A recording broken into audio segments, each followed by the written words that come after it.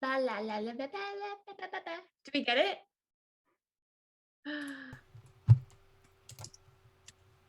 So if we... How are we doing? Ba ba ba ba da ba ba ba ba ba. I'm heard. Yay! Figured it out. I found the buttons. Streamlabs is a freak. I will stand by this. The amount of times I've had to fix Streamlabs for zero reason is unimaginable. But thanks everybody for stopping in. We Shout just out. leave. Like that's Yeah, bye guys. that's it. Like, oh, we're Thanks. done. We're done. It was a great stream, everybody. Shout out to new new followers and everything like that. Also, shout out to subscribers and you know how it is. Well, Maz, I hope your class is going well.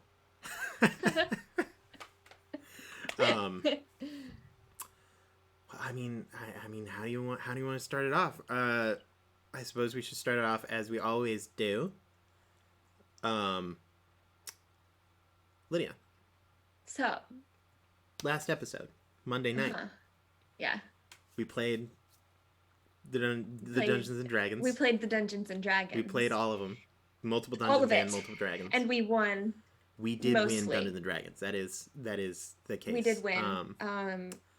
Thoughts? Yeah, go watch what do that. you? Yeah, watch it. It was a pretty good episode.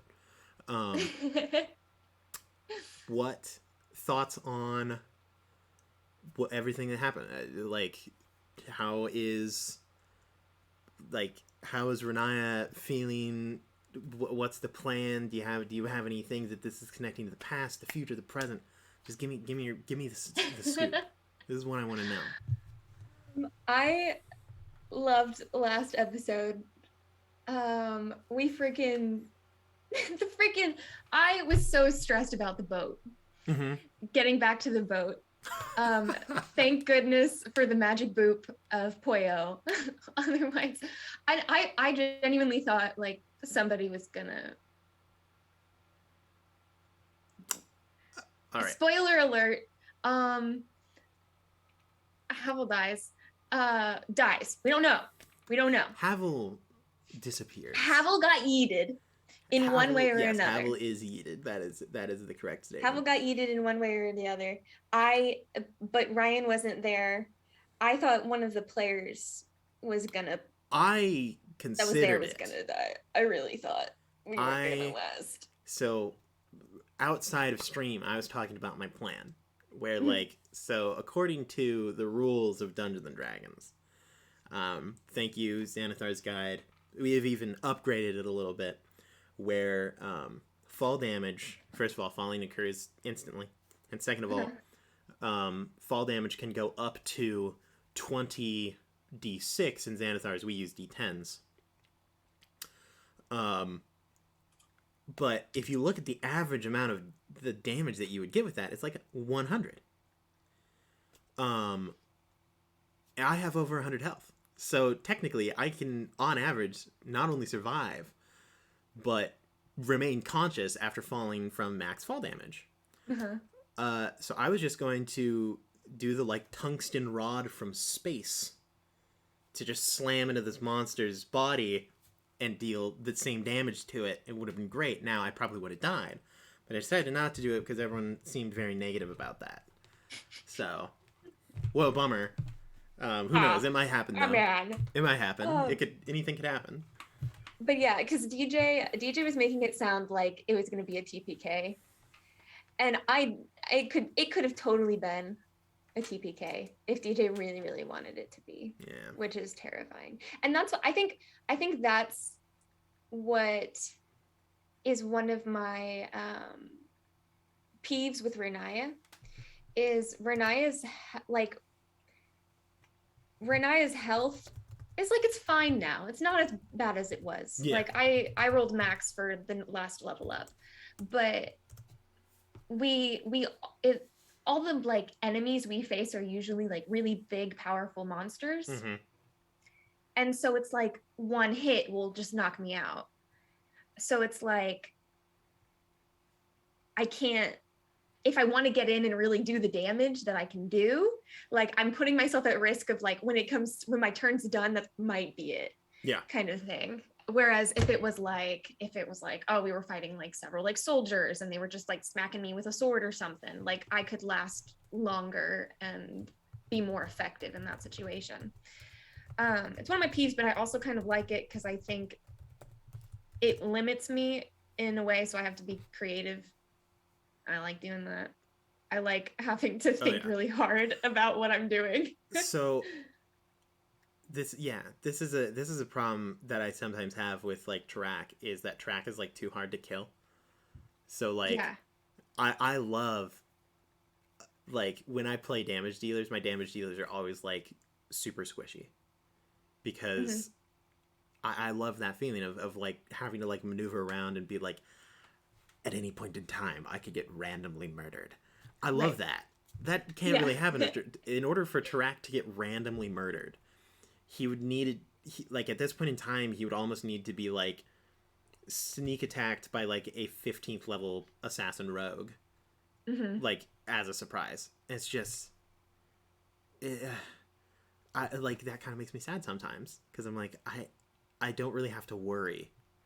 Like even if I get to low health, it's like even at 1 health, I am harder to kill than Ranaya.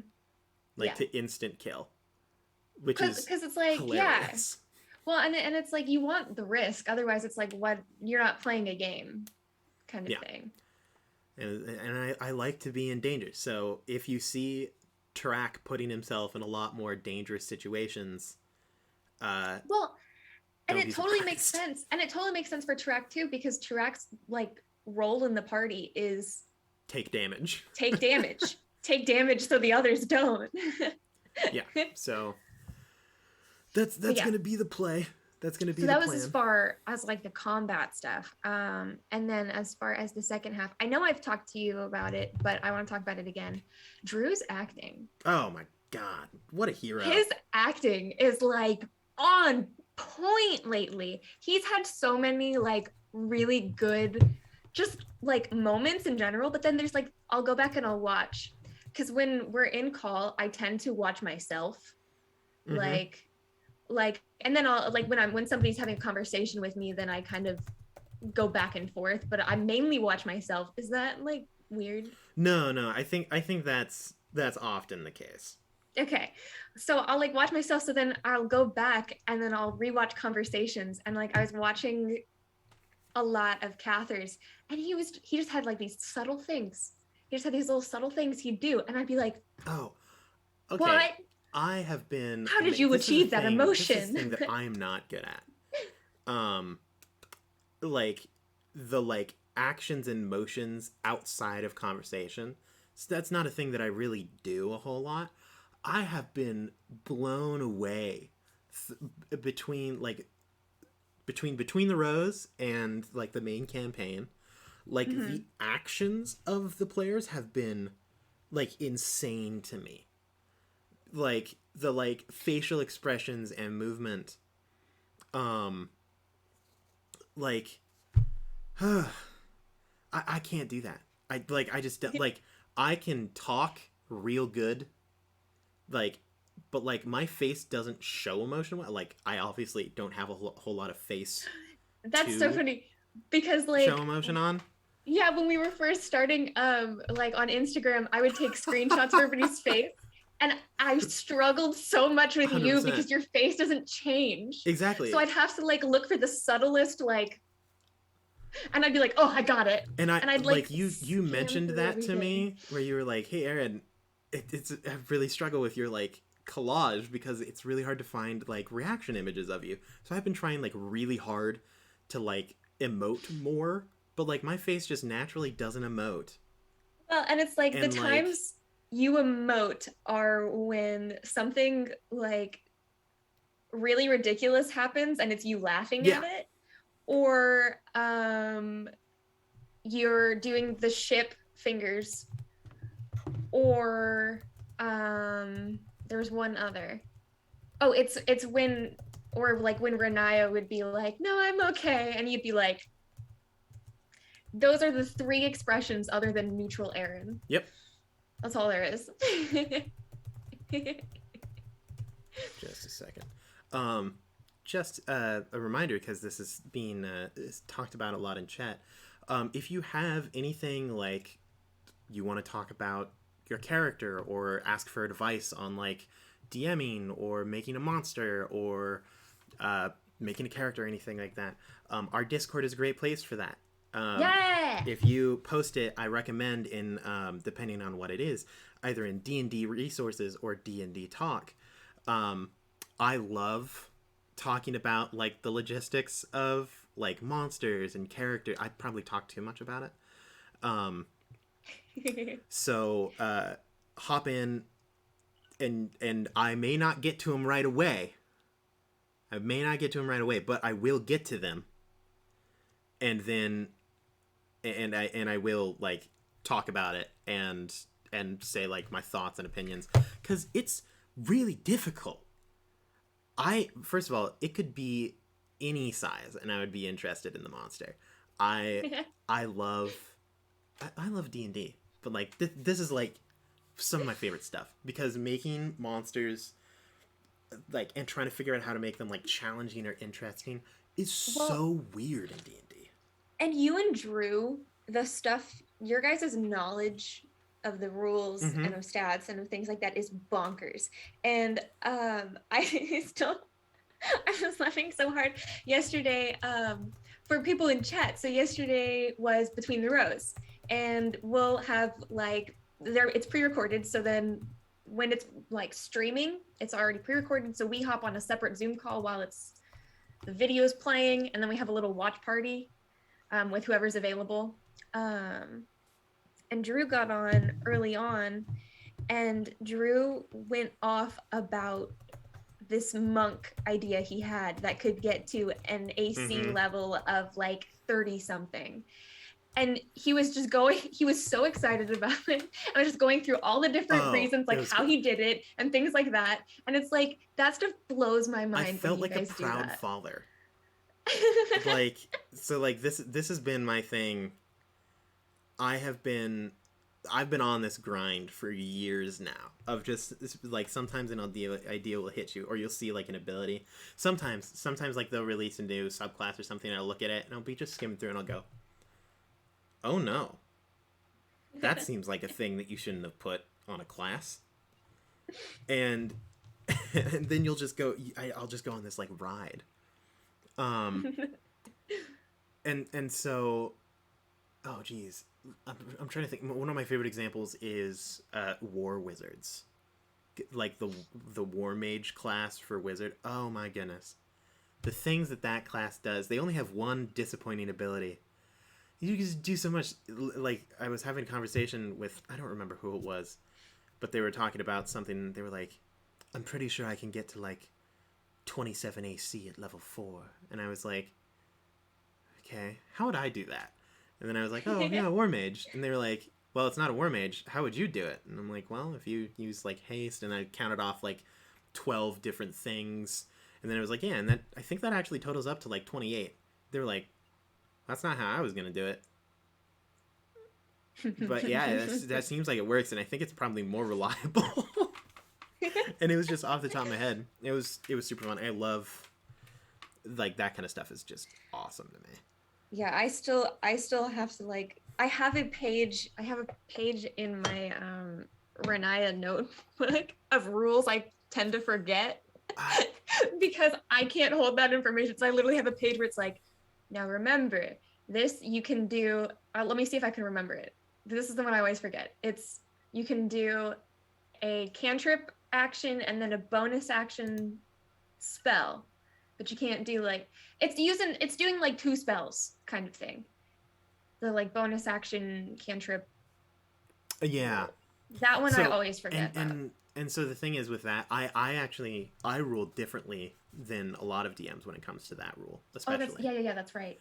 So I have the rule because like it's really fun to cast like a bonus action spell and an action spell in the same turn. And not have the action spell have to be a cantrip.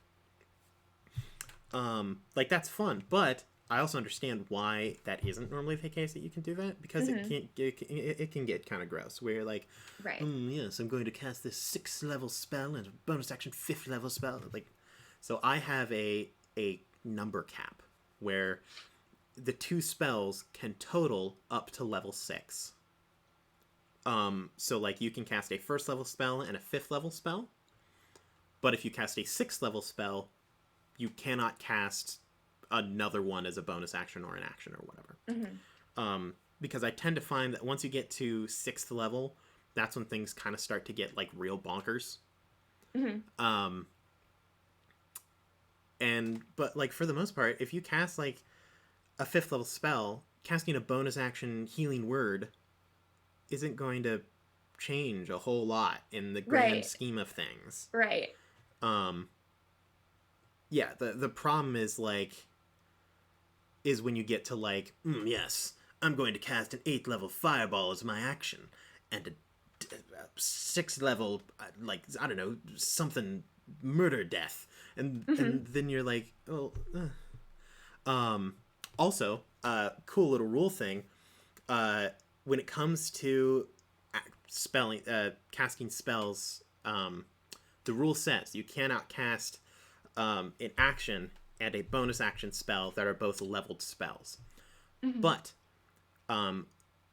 any other type of action does not matter. So, for example, if you, say, have the Action Surge ability, you could cast 2 action spells in the same turn. So, like, you could, like, if you are an Eldritch Knight, you could cast, like, Fireball into Action Surge Fireball in the same turn. And that's completely legal, because bonus actions are different than actions. Same thing goes for reactions, anything like that. So, like, you could theoretically, on a turn, go Fireball, Action Surge, Fireball. Those are both 3rd level. Bonus action, let's assume that you have the spell for some reason. Bonus action, 3rd level Healing Word. And then reaction, Hellish Rebuke. And cast, like, 4 spells in a round of combat.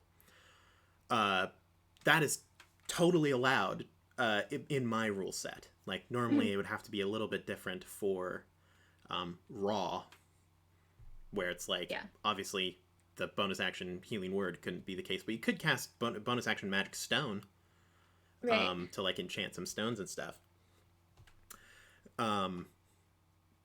So yeah, spells are great. Rules are great. Love rules. Who doesn't love rules? I love rules. But yeah, so rewinding a little bit, because I'm still hooked on Drew's acting. Yeah, you got it. Because Drew's great. I can't get over it, because it's not even just in the main campaign, it's in Between the Rows too. Oh my goodness. Like he's been killing it Between the Rows. He's always like brought it, but it's like he's got like an extra little sprinkle to him lately, and I'm just like, go off, Drew. Out of all of the members of the party, I have been like most impressed with the growth as a player and a character of Cather, and I'm gonna get that out there. Like, 100%. All transparency. I wasn't a huge fan of Cather when he first showed up. And I was like, yeah, he's fine. Like, it's a character. But I wasn't, like, super interested or, like, invested in, like, Drew's, like, Cather when he first started out. That is very greatly changed, like, over the course of things. Like, he has really fleshed out what it means to, like, be a character and stuff like that. Another thing is his patience. Oh. Like, his ability to just, like, wait. Like with spoiler alert for episode 44, when his gods show up and it's revealed that, like, Cather's, like, died before for this. Like, first of all, I missed that the first time we were going through. Like, I missed that information. So then I went back in when I was listening to it. I was like, wait, what? And then it freaking boggled my mind. And I was messaging Drew around the same time, because that was when I was making the Cather art. And I was like, you waited 44 episodes to share that information? He's like, yep. I was like, how did you do that? Okay. I mean, we've mentioned, it's kind of a running meme where, like, Drew is just a robot, right? Like, that's kind of an ongoing... I'm starting to wonder. Like... He's like... I'm all for keeping secrets. Right now, as Track, I really don't have any more secrets to keep. I just have, like... They aren't secrets, it's just things that you guys don't know. And most of it is just, like, cool lore. Like, it's not like... I secretly am the mass serial killer, John the Butcher. Like, no, I don't have anything like that left. Everything that I had, like, got revealed. Honestly, yeah. Like, for me, Same. it was too early. Like, I wanted to hold on to that, like, oh yeah, no, I killed the only person that I've ever, liked, that has ever been kind to me. I carry them around a pair of gloves. I genuinely wanted the whole demon thing to last, like... Yeah, I know. A really long time. Well, on the bright And side, then, Lydia, it's kind of still going. It's still secret, going. but... It's still going. But what I wanted was it for like us to be at this point and you only like just starting to learn about it, like what it actually is. And that didn't happen. Yeah, some things got escalated a little faster than we expected them to. It would be interesting. So I think that all of us have grown as, like, players and, like, people and characters and stuff. So it'd be interesting, like, if we were to have a complete redo of this campaign. Like, it was erased from everyone's memory. Yes. And all it was is us sitting there, but we have all of the experience and knowledge of, like, how to do this. It would be interesting to see how the game changes. Like, how the difference would be. Was it with you that... it might have been with Grant, but I was talking about how, like, Renaya as a character, like, now, is not at all what I was originally trying to make her. Same thing, like, for Track, too.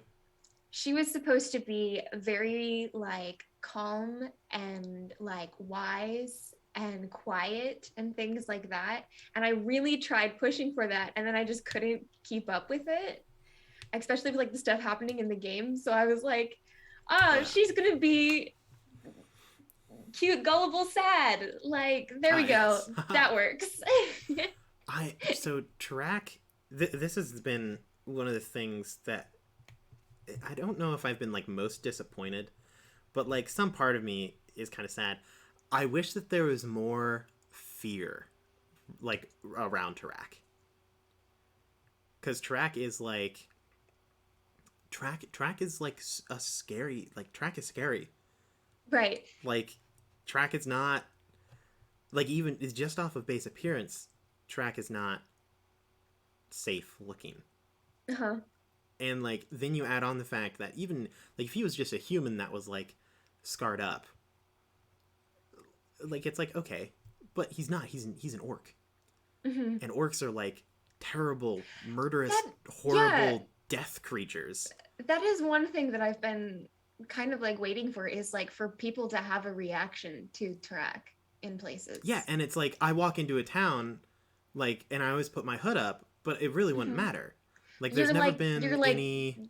You're giant. Yeah, there's never been a, like, oh my god, we can't let this person into our marketplace because he's going to, like, kill people. Like, I've never been stopped by guards. Like...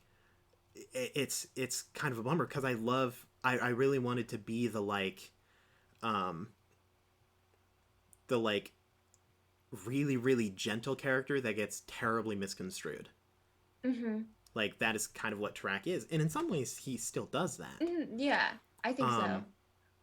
But, like, it's hard for me to know, like, if Track hadn't have been an orc, would he have been any different than he is now? Other than he wouldn't have the, like, random lore bits. Right. And that has been a little bit of a bummer for me. Like, like, I want people to be spooked. Maz, that is a possibility that orcs do just tell, like, orcs that humanoids are scared of them. But I legitimately, like, the orcs are terrible. Like, you haven't seen it yet, because the only orc you've ever seen is me and the, like, two that, like, didn't really get to do anything. That I'm really excited for. I'm really excited for us to, like, because we've encountered orcs. We've encountered the other orcs, but they were... That was very short. That wasn't... And they weren't, like, in their natural habitat. Right. It was like, okay, these guys are, like, halfway to death, caged, like, big problems. Right. But, like, so the thing is, there is a possibility that they only think that everyone else is afraid of them. My question is, why wouldn't you be afraid of them? Like, so the orcs, if you even just look at their sheer number, like, there are several large groups of orcs, several more medium groups of orcs, and a whole bunch of small groups of orcs. A large group of orcs is like 10,000 orcs. Which means that, assuming that there's only 3 of them, there's only 3 large groups of orcs in the Crimson Waste, that means that there is a minimum of 30,000 rampaging, bloodthirsty murder creatures that, like, have the ability to wipe out small towns with only one of them. Like, through the use of disease and, like, terrible, terrible afflictions. And they have no sense of moral. Like, I don't know why you wouldn't be afraid of that. It is going to throw off Renaya so hard. Oh, yeah. And I'm so excited for that. And so there are actually 2 groups of orcs. This is in response to kind of Maz's stuff. The orcs that Track is a part of are from the Crimson Wastes. Those are super secluded. So, like, most people will never see a Crimson Waste orc in their lifetime. They are blocked off by the Alisar Mountains and held at bay by the Alisar Dwarves, which I love, but I'm not going to talk about them because I'll talk for 20,000 years. But there is another group of orcs to the west that are, like, the prairie orcs that live in, like, the grasslands and stuff. And they are more gentle. Like, they aren't... Like, they still raid and pillage. But, like, pretty much if you stay out of their zone, they're not going to, like, actively campaign. And there's a lot less of them than the Crimson Orcs. So, like, it would be somewhat understandable. Like, there is the definite potential that, like, people have just kind of forgotten that the orcs really exist because they never really see them. Mm-hmm. But, like, I don't know. Some part of me thinks that, like, these are the things that, like, you would turn into, like, terrifying bedtime stories to, like, tell kids, like, if you don't brush your teeth, an orc's gonna eat you, like, stuff like that. Like, yeah, well, like, they should be terrifying. Yeah. And it's like with Renaya, as far as that stuff goes, it's like Renaya hasn't encountered most things. Mm-hmm. And so it makes her come off like she's, like, real, like, ditzy and things like that. But it's just because she hasn't experienced this stuff before. She hasn't met an orc before. I don't even think she'd ever heard of an orc before. There's a different potential. And because just her growing up, she was, like, isolated, except for when they went to do their thing, their cult thing. And then she's only been out of that cult for a few years.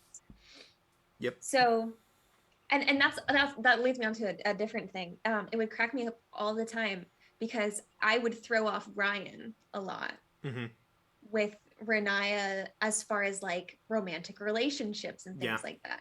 Renaya's been in a romantic relationship, but there are, like, so many phrases and, like, like, hints at things that she just doesn't get because that wasn't a thing for her.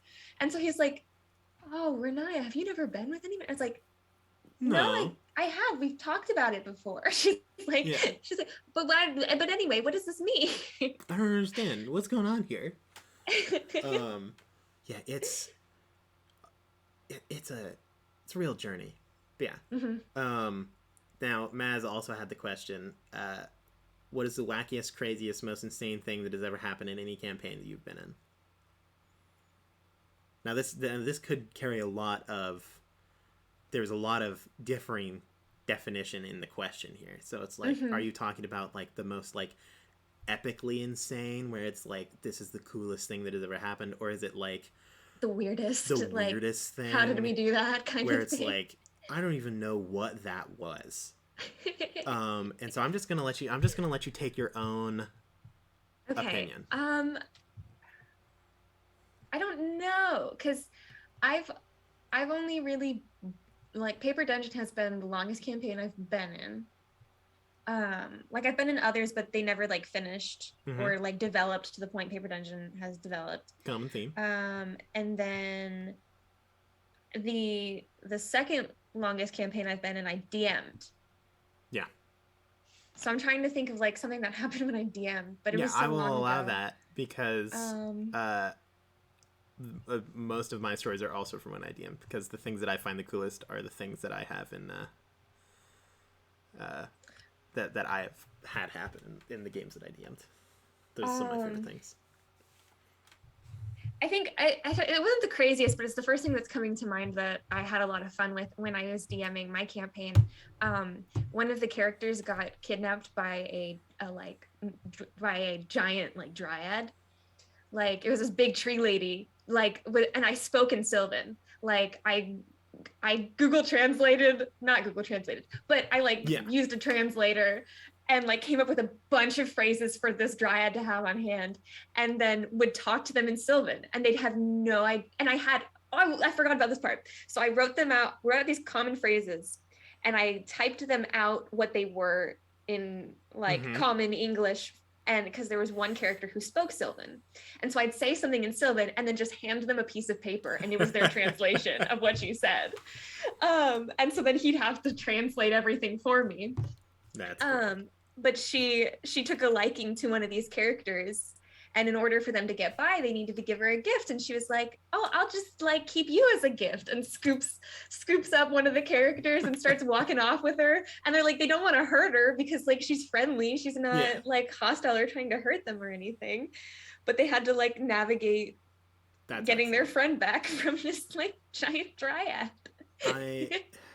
So I suppose something similar fits up there. I've been thinking through, and there's a couple of different things that I would say could apply to this question. So if we're thinking of like craziest epic thing that happened in a campaign, specifically of one that I played, was actually in my first campaign I ever played with D&D. I played a character named Torin Malkovich. I remembered his name. Dragonborn Warlock, multi-class fighter. I had no idea what I was doing. It was great. We were playing through Out of the Abyss. Fantastic module. If you've never played it, sincerely recommend it. It's great. But at one point in time, like, my character is like buff. Like, that's his whole thing. He's like, I'm here for the fight. Ha! And then he, like, that's just what he's here for.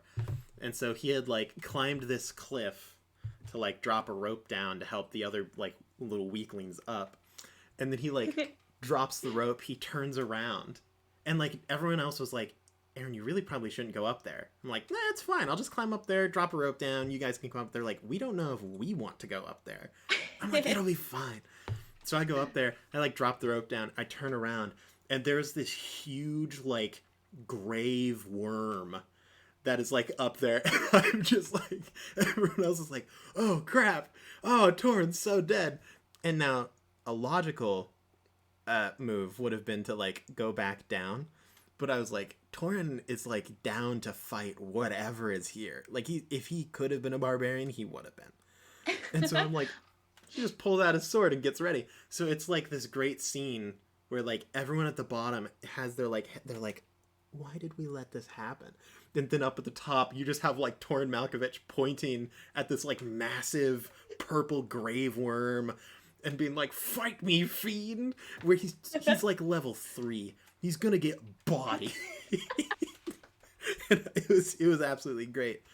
But in terms of like, 1 sec, I gotta go unlock my door real quick. Oh, you got it. I'll just talk to myself. I've got a chat here. How's it going? In terms of like craziest, while I was DMing, I know I've talked about this story before. The craziest thing that one of my players has done was actually done by Ryan, where he like basically hit himself with a chain lightning that ended up killing his character to like keep the party alive and keep the fight going in their like ship in the battle. And that was super sick. And then oh geez, I'm trying to think of a more recent. Oh, the voice talking one. I played a character in a similar manner to your Dryad, where I played a. Oh geez, what's her name? I played one of the bug people. Oh geez, my brain wants to say Githyanki, but that's not what I'm intending.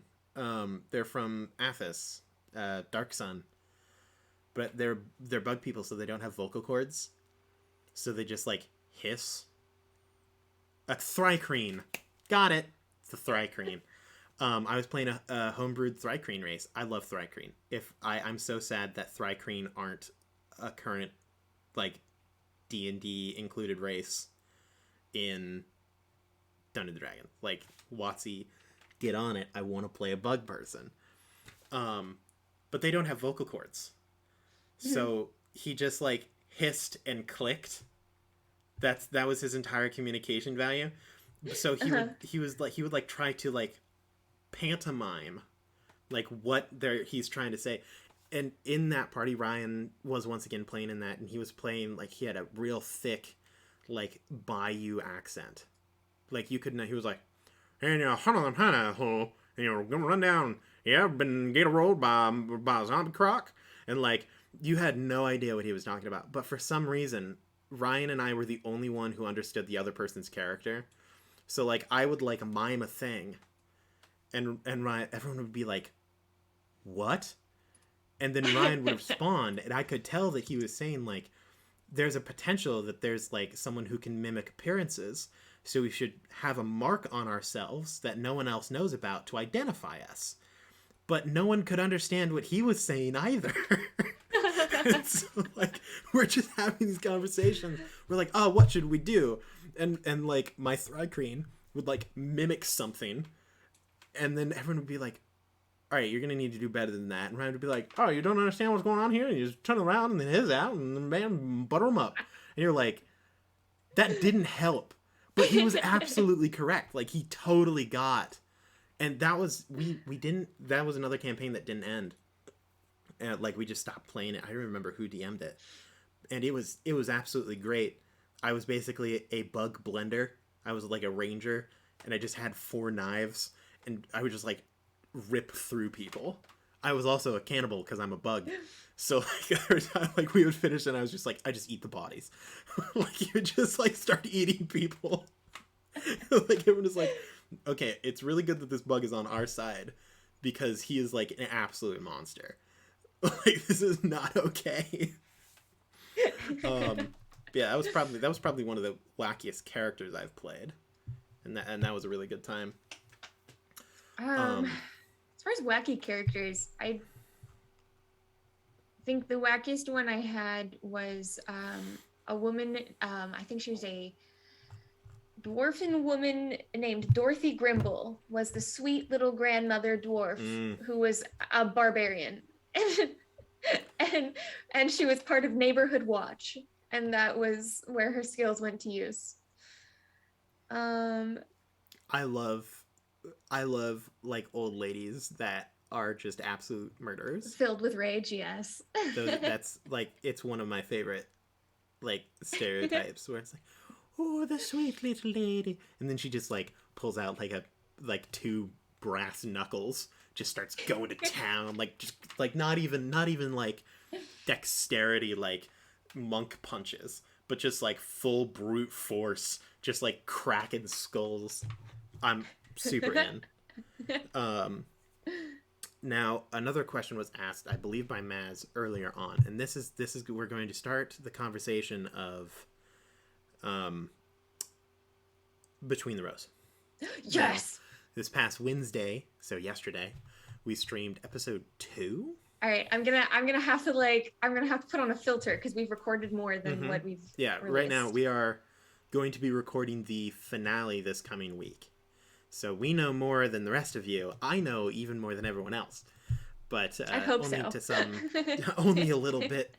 Not a whole bunch. If you haven't seen Between the Rows this year, it is Between the Rows 1871. And it is the prequel to Between the Rows, which we streamed last year. It is kind of our like Halloween spooky mini campaign. So if you haven't seen it, they're always a great blast. People often get really sad. And I get to throw in body horror, which I haven't done as much. I haven't done as much this year. You haven't this year, no. That is going to quickly change. I believe in you. I believe that. 100%. Yeah, so that's great. Wait, did you just say for me? Is that like? Well, I mean, for like me specifically. Well, you know what happens in episode 3, and there's not a whole lot of body horror in there.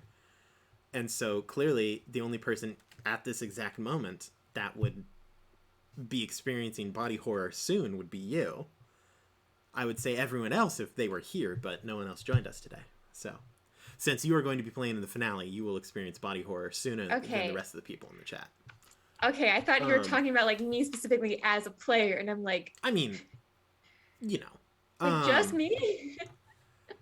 As the answer Wander, you should just do both. You should binge Between the Rows original on Halloween. Because what else are you gonna do? Go do Halloween stuff? No. That's lame. Watch. I actually the first season. It's great. I might do that. I might binge Between the Rows. Yo, Between the Rows. Halloween. What if we streamed the entire first season of Between the Rows on Halloween? That's actually not a bad idea. I'm just saying. We need to get on that with Grant. Be like, Grant. Honestly, like, can you put all these into one? That's 6 episodes. 6 episodes. That's like a 14-hour stream. 10, yeah. Bro, 14 hours. Start streaming at the morning, and it has to end at midnight or something like that. That's crazy. Or it like starts midnight on Halloween. Now the problem is that one of us has to have our Streamlabs running for 14 hours. Which I'm just saying, I think I'd be down to do. I mean, yeah. Yeah, we'll see. Or we could like split it up and have it like a build up to that day or something like that. Or we could do it like in Discord. Do like a watch party in Discord. I don't know how to do that, so. I don't either, but I know you can do it. I know it's possible. I know it's possible. Yeah, we'll talk about it. We'll figure it out. I actually kind of like that idea. We'll figure something out. I think that's awesome. But yeah, this year, 1871 takes place in Chicago. 1871. It's great. Who doesn't love Chicago? A lot of people don't love Chicago. But last episode, you guys first went under the city. Yes. This is episode 2. Thoughts? Okay. Blank statement. Thoughts. Big dog. I gotta. Big dog puzzle. I gotta rewind a bit. And straight up, one of the players gets yeeted. Right. Okay. First of all, so like when we watched it yesterday, having the music added in, because we don't have the music going when we play, but having the music added in after the recording, it makes it like so much more intense. Yes. It just adds a new level to it, which I love.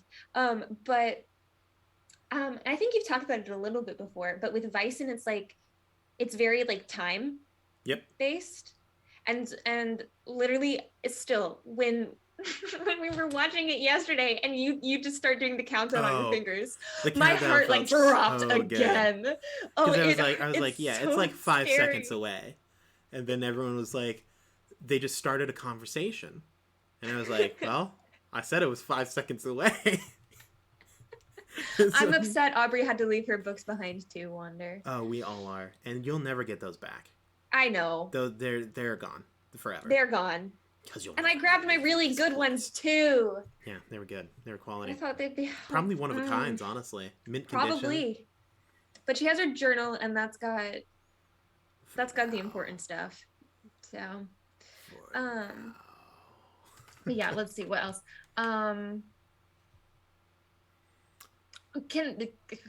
You told me not to say anything yesterday about it. About what? Should I? Well, in the chat yesterday when the stream was going, you told me not to talk about it. Did I? I don't remember anything about this.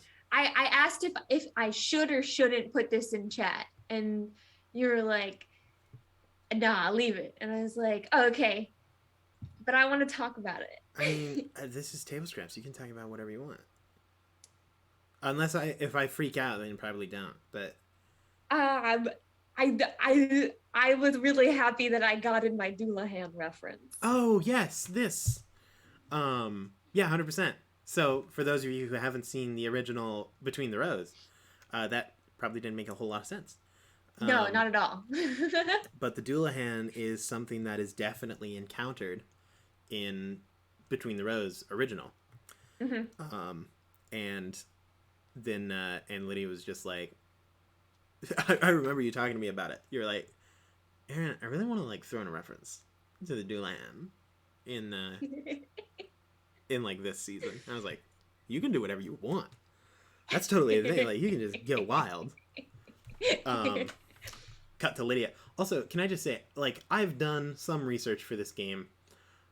Lydia has out-researched me for like just because like it's crazy to me. Like it's a disturbing amount. You know how much like how difficult it is to fill up pages of a notebook? Like it's like writing an essay without like double spacing. Like that is terrifying to me. Like I don't think I've ever filled that many pages of a notebook. Like even through like college courses. Like it's crazy. I have no words. I have no explanation, no words. It's freaking ridiculous. No, I was having way too much fun looking up stuff for Aubrey to know about. And like most of it is just like folklore stuff and things like that. But what I love about it too though is like, and then you'll see it in like the next couple of episodes too, is even with the stuff that I have and think that will be relevant, you still have things that I don't know about or have not even heard of or haven't touched on at all. And that I love. Yeah, so the main thing that I was trying to get across here is that, and this will somewhat be explained further, is that the, and this is told through like the writings on the wall and things like that, is that the threat here is cross-cultural. It isn't like a 100%. Oh, yes, I was born in the realm of Sparta. No, it's like this is a thing that has kind of always been there. Right. And so I was trying to go for some real deep cuts. And so like some of them are not as deep. Like everyone loves Greek mythology. Greek and Roman mythology is rad. Like a lot of it, Rick Riordan, Percy Jackson books. That's like a generation. That is like the book of a generation. Heck, I literally am rereading the original Percy Jackson trilogy right now. Like, because I finished the last like 2 series and I was like, I want to reread the originals. I'm just going to reread them all. So I did. Currently on Sea of Monsters. Let's get it. So, oh my goodness. Wander, I think you would like it, but like it definitely shows like the main reason like when I first started reading the Percy Jackson books, I'm going to talk about the Percy Jackson books for a little while. Go for it. The main thing was like, and I notice it more clearly now, but like I started reading them when I was like in 6th grade, like in like middle school, that like middle school, junior high area. And that's like where the main characters were. So now that I'm like an adult, because they kind of aged with me. So like I kept reading the books and I never noticed like an age gap. Because it was like, oh yeah, like the last book, Percy Jackson is like 19 or 20 or something like that. And I'm like, oh, that's not that far off. And then I go back to read the first books and he's like, yeah, man, I'm just like a 14-year-old kid. And I'm like, oh my God, he was 14. That was like 8 years ago. Ugh. Like that is terrible. Right. Well, that was a similar thing that happened with me with the Harry Potter books. Was I didn't read the Harry Potter books in like middle school, but I tried to read them in high school. Yeah. But like it just felt weird because it was like Harry's like this like 12-year-old boy, and I'm like I'm like 17. I don't. That's why my favorites out of the Percy Jackson series are the later books in the series. when he's like 18, 19, like about to graduate high school, and it's like, and he has graduated past being like a dumb lucky kid, right, that like doesn't know how to do anything. Like once it gets to like later in the series when he's like, I am like, sup, my name's Percy Jackson, I'm this 19-year-old dude who has killed God. Like, that's sick. Like, they're just doing super cool stuff. Oh, yo, Drew's in chat. We're talking about Percy Jackson. Hi, Drew. We were talking about you earlier. Yeah, we were. We were being like, yo, he's really cool. You can watch it back on the, on the Twitch. Yeah, like, that is, like, late Percy Jackson. That's where it at. Now, I will say, like, young adult novels are young adult novels. There was going to be. So, like, it makes sense if you're not, like, a young adult. It wouldn't super interest you. But there's some real gems. I think this is the thing that a lot of people don't realize. There's a lot of hidden gems in young adult novels for, like, fantasy stuff. Like, stuff that you can just throw in to, like, fantasy things or influence your world and, like, creatures and things that, like, people won't know of because they don't read young adult novels. And I think that's great. I will recommend these to the end of time to anyone. The Edge Chronicles. I've probably talked about them before. They're great.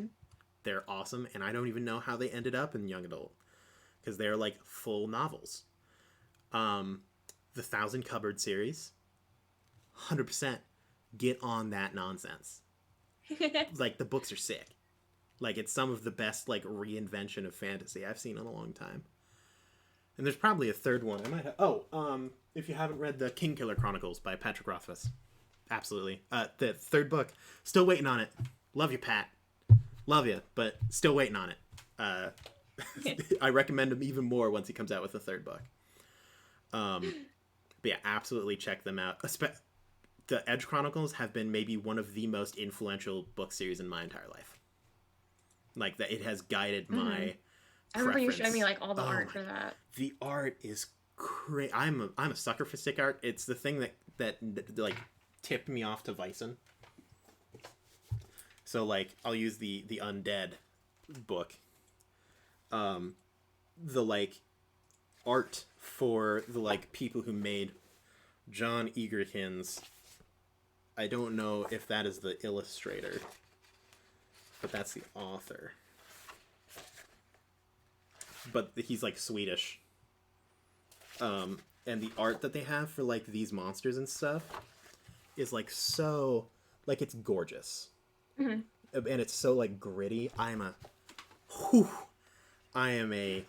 sucker for good art. Like, oh look, God. Look how it's so smooth. It's pretty cool. I really love the art for like that. This is just the undead stuff. And the way that it's drawn is so... It's, like, chilling. Like... It's pretty epic. It's really, I love good. that style so much. So I'm a sucker for good art. If you wanted to see, there was the wolf in episode 2. This is what it looks like. This is a picture of it biting the moon. Also... Yeah. I want to point it out. I don't know if Drew's still here, but it was what Drew did in the last Between the Rows episode, where the I'm very confused because I'm not picking up what you're. I already talked to you about it, but it was when the dog comes out. Is like we're first hearing like the claws. Oh. And Drew's like, is it a tiger? And I'm like, why does your brain go to tiger? Like we're looking, like our first hit was dogs. Wet dog, and you're like, is it a tiger? God, I'm like, he should know. You should know. Tigers. And the thing was like, in that moment, my brain didn't question it. My brain was like, it could be. I mean, a tiger's a weird way to go, but it could be a tiger. I don't know why. I don't know. Maybe. And then like rewatching it, I was just like, be here. I'm gonna have to fit a tiger into like every game of Between the Rows now, where you're gonna be in like South London. There's a tiger. There's just gonna be a tiger there. Like, no, it's not even gonna do anything. It's just gonna be a tiger and then it's gonna leave. Right. Bet, Drew. Absolutely. I'll put it in this one. You can't even stop me. It's so, is it a tiger? Oh man, it's God. It's so Oh my gosh. wonderful. Oh, it was so good. It made me laugh so hard. Also, shout out to Lydia, for figuring out the puzzle without actually like making more checks. Oh yeah, I wanted really to. Good job. Thank you. I was really, so I'm very indecisive. And I overthink things and then end up thinking too hard about it and then not wanting to do anything and things like that. And I was like, when the time pressure was added, I was like, I don't have time to do that. Yep. I'm like, go with my first thought and just hope it works. And the way you like described it after the things like started to shift and move, like Grant got so excited. He was like, "Oh, we did it!" And I'm sitting there and I'm like, "Wait." I was like ready for you to like it was just my favorite thing in the world was Grant pressure going, plate. Aaron, did this puzzle just get a second hit bar? That's such a thing because like, I know I've mentioned it before. Like, second hit bars in D&D are not super common until Theros came out. I love second hit bars. Second hit bars mean that I get to momentarily take away the joy of someone and replace it with fear. Right. Where they're like, we did 100%. it. I remember first campaign with the like flesh and bone monster. Dude.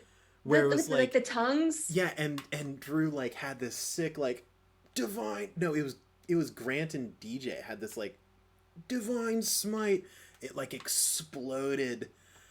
And then like they're like, yeah, and I was like, and you gave us a moment too. Oh yeah, I give you a moment. Well, if you don't give them the moment to celebrate, then you never get the buildup of joy. It hurt I was like, so bad. And I was like, all right, now to the creature's turn, and they were like, oh.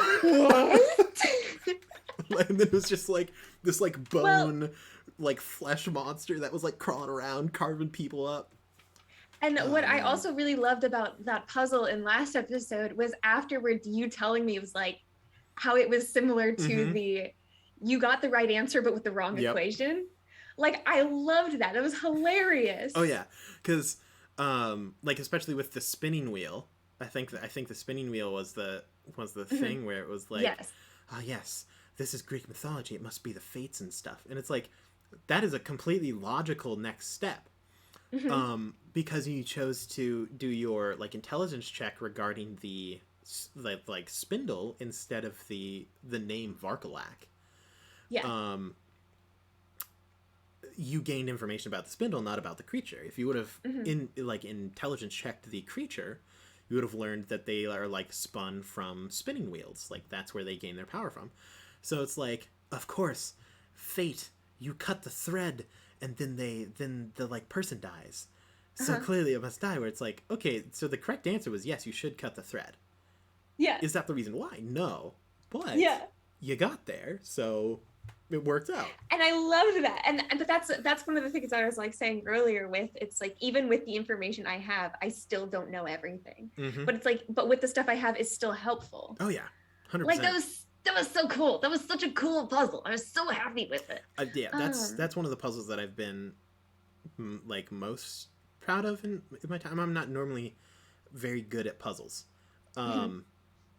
That's why a while ago your Valentine's Day one shot like blew my mind, because I'm like, I suck at coming up with puzzles and stuff, and this was an episode of just puzzles. And like, I'll be honest, those of you who haven't seen it because we haven't aired it yet, the rest of the puzzles I was a little disappointed with. Really? Yeah. I really enjoyed them. Like, I was thinking about it later and I was like, definitely could have done this better. I really enjoyed them. I also totally should have put in a meme of like, this is how you do a real bridge puzzle. We talk about it. I know. We talk about it on there. I think the next episode is we mention me a bridge puzzle, and God, it would have been good. But don't worry, no bridge puzzles. No, Yeah. I really enjoyed them, and I really liked. I won't talk about it anymore because I might end up accidentally spilling stuff. Lydia. What else was with that episode? Geez. And then our I told you. Yeah, I told you. Hello. Everybody. I told you yesterday when it happened. Hello. What was it? It was. Oh, I was so happy you let us reuse the bandages. Oh yeah. Because as soon as he went down to as soon as DJ was like, I'm wrapping her ankle, I was like, oh please, no, don't, we need those. So Maz, you asked earlier, hey Aaron, were you disappointed that you haven't killed anyone yet? Yes. It was the correct choice. I will stand by my decision to let you reuse those bandages, right? Yes. Because in the early, all of you guys are new to playing Vicen. You guys haven't done it before. So I wanted to kind of let the first couple episodes be example. That's the reason why I even had you make the save on the sneaking through that crack in the wall. Mm-hmm. It was because I wanted an example of skill checks that come with consequences if you fail them that could result in injury. Right. Then healing those, how do you do that? Kind of things like that. So letting you reuse the bandages is basically just you guys made it through the tutorial level, now you guys are in the real thing. Right. Which I really loved that you did that. But it would have been so it would have been so good to just because then DJ would have been gone. We wouldn't have had another we would have been down a player. But I'm really happy that DJ's been there. I mean, yeah, he's been great, and I love every second that he's there. But just imagine the fear. I know. The pain of having someone, because in reality, I've mentioned it both times in Between the Rows, if you die, you're gone. But that's never actually happened. Right. And it's so part of me is oh. Well, and the thing I really love with it too is with Vicen, it's if you're doing if you're doing a good job, you will likely die. Mm-hmm. And then so it's if you are actively participating and doing a good job handling the situation in the game, you will likely die. And so it's your reward for being super involved is you don't get to play it anymore. So where there's Aubrey, who literally hid behind Silas because that's all she can do, was untouched and things like that, but because he was the one protecting. Yeah, I just love it. It's so fun. So I'm gonna read. I know I've told you before. I love Vicen for a lot of reasons. One of the reasons is, its thought process about RPGs in the game is super good, and I honestly think can be applied to pretty much all aspects of an RPG. Any RPG you play, a lot of those core thoughts can be brought over. And so in chapter 1, it's kind of explaining what the game is, how it works, and everything like that. There's a section that explains Vicen is. There are 3 aspects of Vicen that make it a game. The 3 core tenets of it are horror, mystery, and suspense.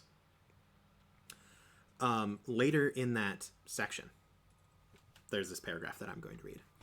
The atmosphere and focus of the mysteries are mainly the game master's responsibility, but as a player, there are also ways you can contribute. The character you create and how you choose to play them will determine what kind of experience you and your group will have. In a horror story, your player character must be susceptible to fear and despair. She must be allowed to flee when frightened. If your focus is on puzzles and clues, your player character will need the appropriate skill set. She must be able to read and skillfully investigate crime scenes and libraries. In an adventure story, you should try to create a sense of momentum by making bold decisions and throwing yourself into epic battles. This is my favorite part. Do not rely on others to create the story or feeling you want to experience. It is your responsibility to make sure that you are having a good time. Mm-hmm. I love that. And kind of each one of the players in Between the Rows has an element that exemplifies that. Aubrey and Grant's character, I TM this, I can't remember their names. Benedict. Benedict, yeah, that's the one. Are both very good, except, I mean, Grant's an idiot, but their characters are built very well for understanding, like, history and puzzles and, like, coming up with the answers to those questions. Like, Drew and DJ are both very good at, like, the, like, action part of it. Mm-hmm. Where it's, like, those big epic fights and battles. Like, the wolf is busting through the door immediately. Silas, like, pulls out his like revolver, starts like firing off shots, and straight up this old man just like puts up his dukes and starts punching a dog that's the size of a horse in the face.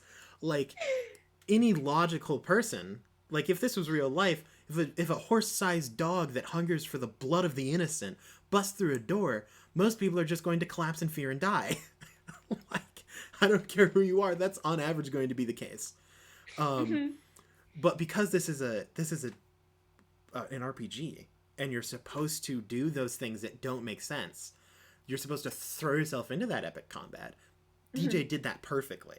Yeah. Now, the thing is, humans in Vysen, as they are in real life, are really frail. They're squishy. So, like, even if you do that and you successfully throw yourself into that combat, you make those bold decisions, sometimes you're going to get hurt. Or even worse, in DJ's case, it's going to get absolutely yeeted. But because of that, it's so great. And they're really, like, the best part about it is I feel like everyone is making their own fun in the game. Like, they're trying to find the things that they like and doing them. Right. But they're managing to do it without taking away the fun from anyone else. Which is a very important thing, where it's like, make your own fun, but this goes for everyone. You should never be taking it away. You should be building it yourself. And I think everyone is doing a fantastic job in Between the Rows of successfully accomplishing that. So I hope that that I'm not reading this correctly and you guys are having a good time. I love Between the Rows so much. It's a constant fear every time. It's my freaking favorite. I'm always there. I'm like, I don't know. What if they all hate it? And no. they hate me and I'm terrible at my job. No. It's the best. It is what I look forward to every year now. Well, I'm excited. So I'm excited for now that we want, now that we have kind of established that Between the Rows is the, like, October miniseries, because up until, like, what month comes before August, September? It's September. I'm so bad at months. Up until September, we hadn't really talked about it. Like, you guys were like, hey, Aaron, would you like to do Between the Rows again? And I was like, I was wondering if you were going to ask. Yes, I would like to do that.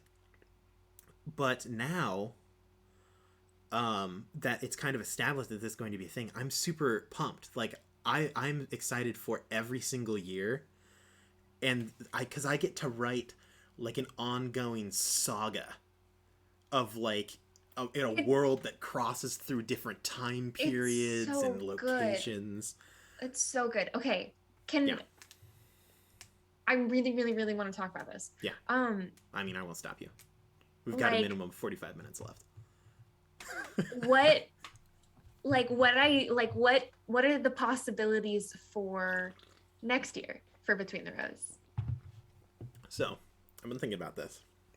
Because I know there's one thing I really, really, really want. But I want to hear what your ideas are. You say your thing first. I really, really, really want to go back to the original. To Rock Creek? In the future. Okay, so what you were talking about, I believe, is Between the Rows Sins of the Father. That's right, you have names for all of them. I have names for all of them. So that is definitely pretty high up on there.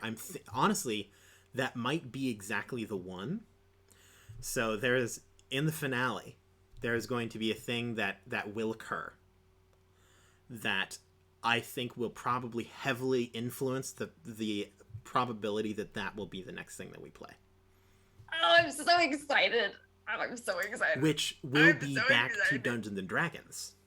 It will, yeah. Because that's what I thought it would be. If the we general go back rule to them. is if we are in Rock Creek, it'll be Dungeons and Dragons. If we are outside of Rock Creek, it will be Vicen. So like that's so cool. This is so cool, Aaron.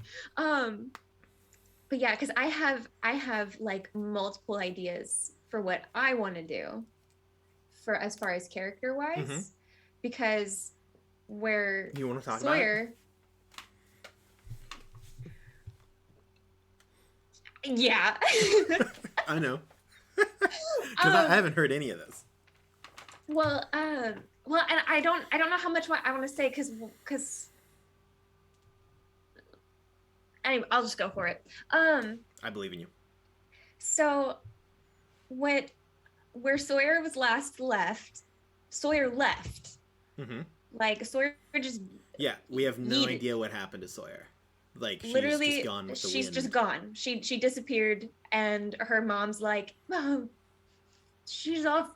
Yeah, no, doing it's her like thing. When reporters questioned her mother, she said, "She is walking amongst the dreams now," or something like that. And they're like, "You 100% killed her." 100%. They're like, oh, "All right, so you killed your daughter. We got it." Like, there's no proof, but we all know. So yeah, so there's so many different directions that I can go with what Sawyer did, and where Sawyer went, and things like that. And the real question lies in, does Sawyer stay this disappeared mystery, or does she come back? Do you want to be the return? I want to be the return. Where like it's like, oh, that would be such an interesting. Could you imagine? It's like I already had an idea of how like I had this like scene play out in my head of her getting reintroduced again.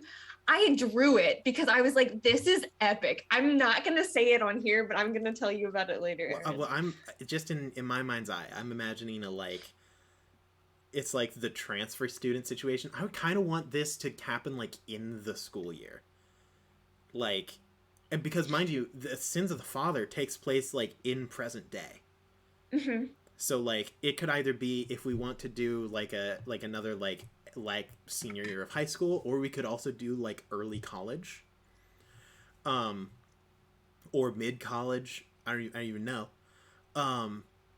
But like sometime around that, where it's like you guys are in the school year, and it's like, oh, like here, introduce a new character into the class. It's like, hey, we have a new transfer student late in the year, and they're like, would you like to introduce yourself? And then you're like, oh yeah, I'm Sawyer. And none of the characters know you. Like, none of them would recognize, but you're the exact same Sawyer that you were in the original. It's the same. It's like you haven't aged. Yeah. You're just, so like, you know, like you came back because you know that this is going, like something's going down. And like, that's a super great concept. I'm a big fan of it. And like I have other directions that it could go. Like I have so many ideas for like how Sawyer could just roll up, and I'm so excited for it. Oh yeah. But then another idea, because I was there's like one night that I was up super late, and I just wasn't sleeping. So I was like, you know what I'm gonna do? I'm just gonna start thinking about Between the Roads next year and what I want to do for that. And that's where all these ideas start. But I was thinking, I was like, okay, well, what if there was talk when we did the first one of like the next one being like a next generation kind of thing, because it's like Bev has a kid. Yeah, the ones who like still exist are the ones who still exist are Bev, like Crowbar, adults and have like families and things like that, and it's like their kids or like somebody related to them that's younger or things like that.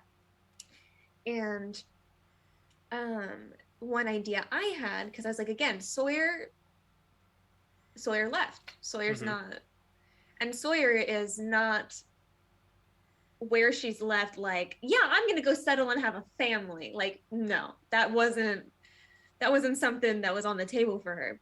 Yeah, it was like, I am now one with the magic of the world. I shall walk the dreamless sleep. Like, it was a lot more mystical than like, I'm just gonna put down roots somewhere.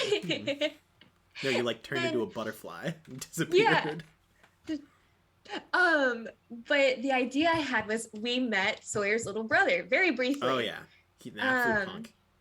he's a twerp. And um, so I was thinking of it's like, well, what if it's like her little brother's like kid Mm-hmm. or something like that? And so then I was like, so it's her niece. And then I had this idea where it's like, oh, if it's, I love the idea of it being her niece, and it's like her niece has never met her Aunt Sawyer, Mm-hmm. but her niece has met Sawyer. That's great. Like Sawyer shows up as like her I dove version is like NPC your previous character as it's like, oh, no, that's your friend Sawyer, and you're yeah. like, And then, but it's like she only shows up as like animals and just hints at things to her, and like led her to like her old like train card out in mm-hmm. the woods, and like gave her like her books and things like that, and just passed on everything she had to this niece who is just who I wanted to be like Sawyer, but if you put a different font on Sawyer. Yeah. So I was like, where I wanted to go is either she'd be like super edgy, like just full on like goth, like Sawyer was like goth hippie Sawyer was the kind of homeschool mix. kid Yes. that like mom told fortunes out of an RV. Yes. Like she was just kind of weird and like strange. But yeah, so it would be like emo goth, this emo goth Sawyer, or which this one my sister really loved was like it being a like super girly Sawyer. I love the concept of like super popular, Super popular, like totally like running for student council, but like doesn't like, want anyone to know that she like hangs out in the woods and talks to animals. Like it's like a deep shame. Yeah. But like just that, like a preppy, like girly version of Sawyer. I love and it would like still feel like Sawyer, but it would be like, this is, you put her in a different costume. What did you do? I'm kind of super down.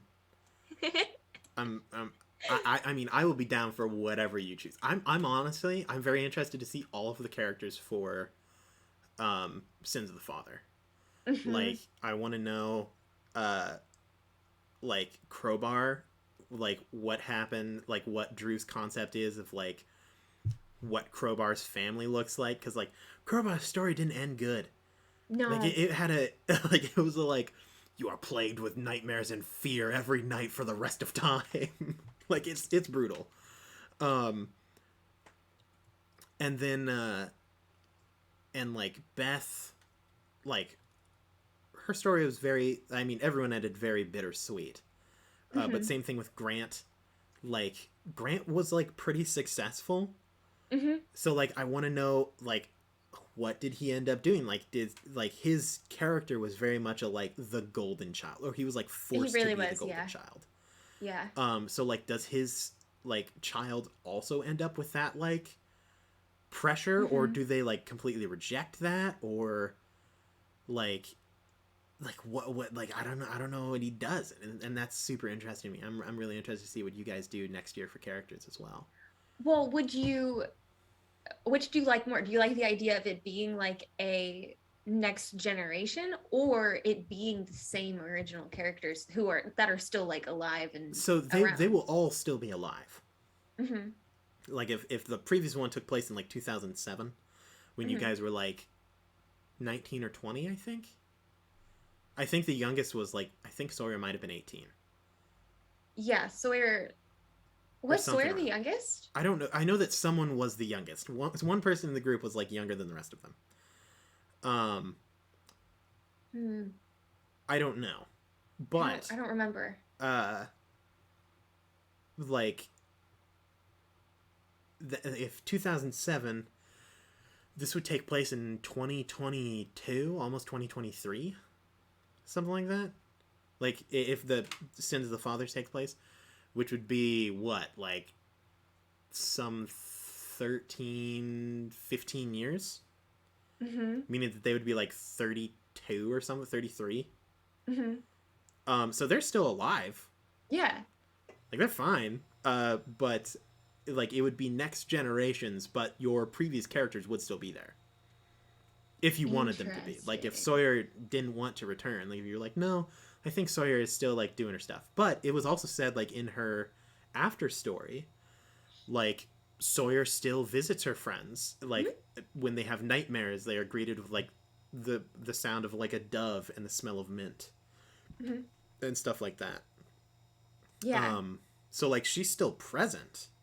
Just not normally in her, like, human form very often. I also don't know what levels I would want them to be at. Because most likely, like, your characters experienced what happens when they aren't taught, like, by their forefathers how to do the things, like, how to handle these, like, abilities and stuff. Like, it doesn't help anything. So would your characters have taught your children, like, how to handle this stuff? Yeah. Like, are they prepared for it? Do they know about magic? Oh, it's so good. Like, I'm so excited. I want it to be next year. Like, we still got one more episode, Lydia. You're right. After the finale, can we skip to next year? That's tough. I mean, it's pretty close to next year anyway. You're right. Yeah, I hate to scare you that much. Yeah, like, I'm very excited to see. I'm excited for all of the seasons of Between the Roses. I mentioned South London. I would love to do one, like, overseas in, like, Europe. That would be fun. Because we have one in, like, I'm imagining, like, overseas Europe, but, like, in the time of Jack the Ripper. Like that very, like, Baroque. Yes. Like, oh, man. I that is, like, such an interesting time period to me. I know that we have one, or I have one thought up for, like, old Ireland. That's Ultimate Origins or something like that. No, that one's oh shoot. Or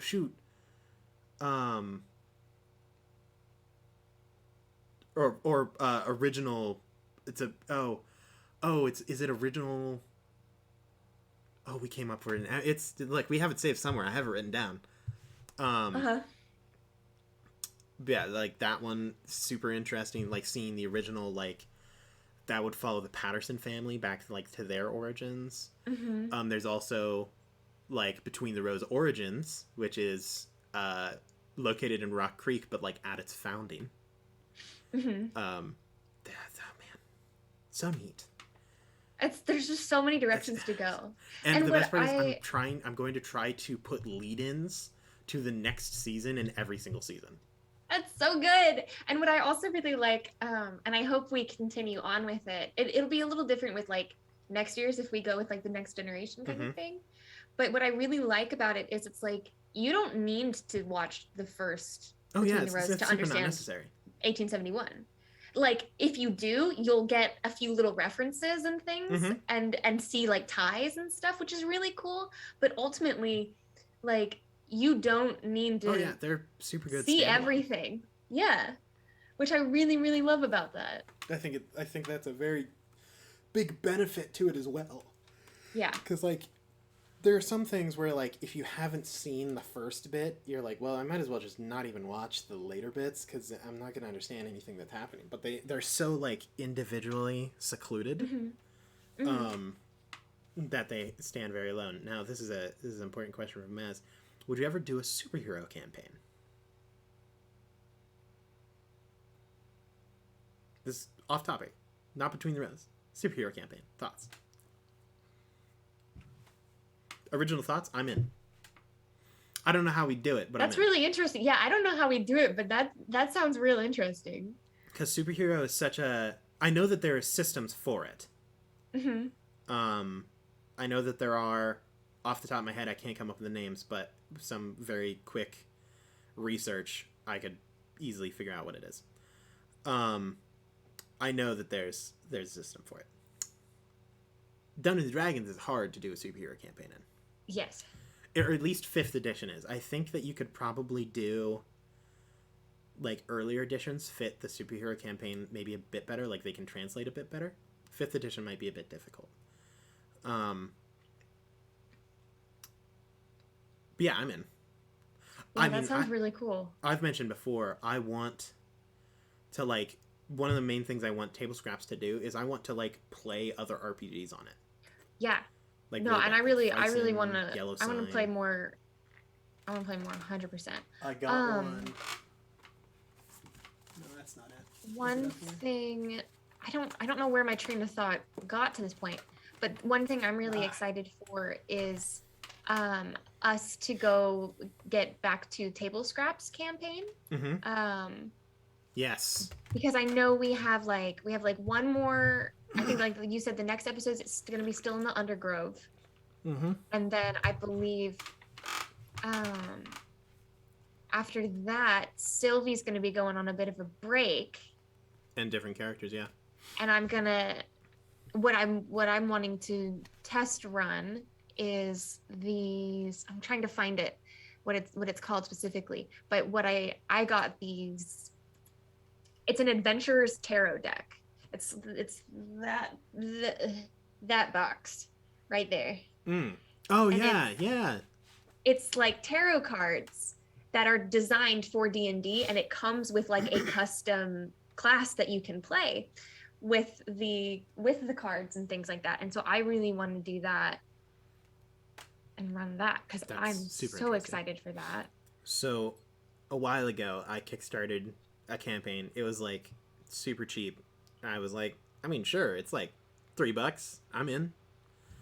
And it's called Low Stakes, and it's a DM-less game. Like it's player based, but basically you play.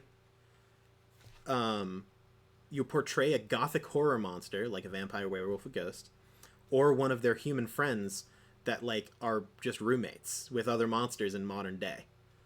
and there's no like combat. Like your ability scores include like confidence and clout. Like those are things that like influence what you can normally do. So you do things like host a party, bureaucracy, like it's like those are the basic conflicts, like a new neighbor or a lost pet, and things like that. And like the like classes or like how you act are things like the rebel, the stickler, like that's so fun, things like that. And it's like super, and you literally just like hang out and live in a house and deal with like normal people problems. Like, well, and it's super interesting. One thing I really want to do with it is I want as far as like what we play on here is I want when we do the other, because normally when we do one shots we tend to take a more silly tone with it and like make it like silly and have like funny characters and things like that. Like I'd love if like with other like RPGs we really try to like play it like serious. Like obviously we're gonna have silly quirky things go on and be quirky and things like that, but I'd love if we could do that because then the story is just so good. Also, Wander, this is it. Yes, please show off your stuff. This is it. I love it. It's so pretty. But no, the art is sick. It's called. You know I'm a sucker for art. And it's the Wild Oracle is the class that it has. But like, it's so cool. It's so, really, really good. It's so freaking like, what the heck? Like, and it's so cool. I have no idea how to play it, and I don't know how any of this works. But like, I am all for it. Like, look how freaking cool that is. It's really good. Like, what the heck? So this is thoughts as for Wild Magic Barbarian. I think the subclass is really good. That's the name of the subclasses. I'm pretty sure it's just the Wild Magic, like something path of the wild magic or something like that. God, that's so good. I think the class is great. I think it's very fun. Is it like the greatest class in the world? No. But is it really, really good? Yes, I absolutely think it is. I'm just gonna keep showing Please pictures. do. Speaking of cool. tarot decks, a friend of mine on Twitter and in Discord, he plays. He is Count Strahd von Zarevich on Twitter. He's also like a game designer. And one of the things that he's been working on, let's see if I can find the name of it, is called Alles Vegas. And the entire here it is. Let's see. Wait. What? That's so freaking epic. The monk. There's like they have like two of each of like different classes because the classes are cards in here. Mm-hmm. Like the monk is like two different races. Oh, that's super cool. That's really awesome. Now I want to look at all of them. So, yeah, that's so cool. All right. I'm so excited. I'll put more pictures in the Discord, and so I'll pay more attention. Sorry. No, you're good. It took me a little bit to find this anyway. So the name of the game is Alles Vegas, and it's not completed yet, but this is some like a little spoiler. I would love to run a game of this, and I've talked to him a little bit about it. Where he's like, I mean, yeah, once it's done, you can 100% do it. But basically, the thought is, the gameplay takes place in Vegas, but like Vegas at the time of like the Rat Pack, Elvis, like Hunter S. Thompson, like Ocean's 11 and stuff like that. Like gangsters doing cool gangster stuff, heists, casinos, gambling. But the entire game, instead of using dice, it uses tarot cards to like resolve conflicts, like symbolism. You don't even need to know what the cards do. And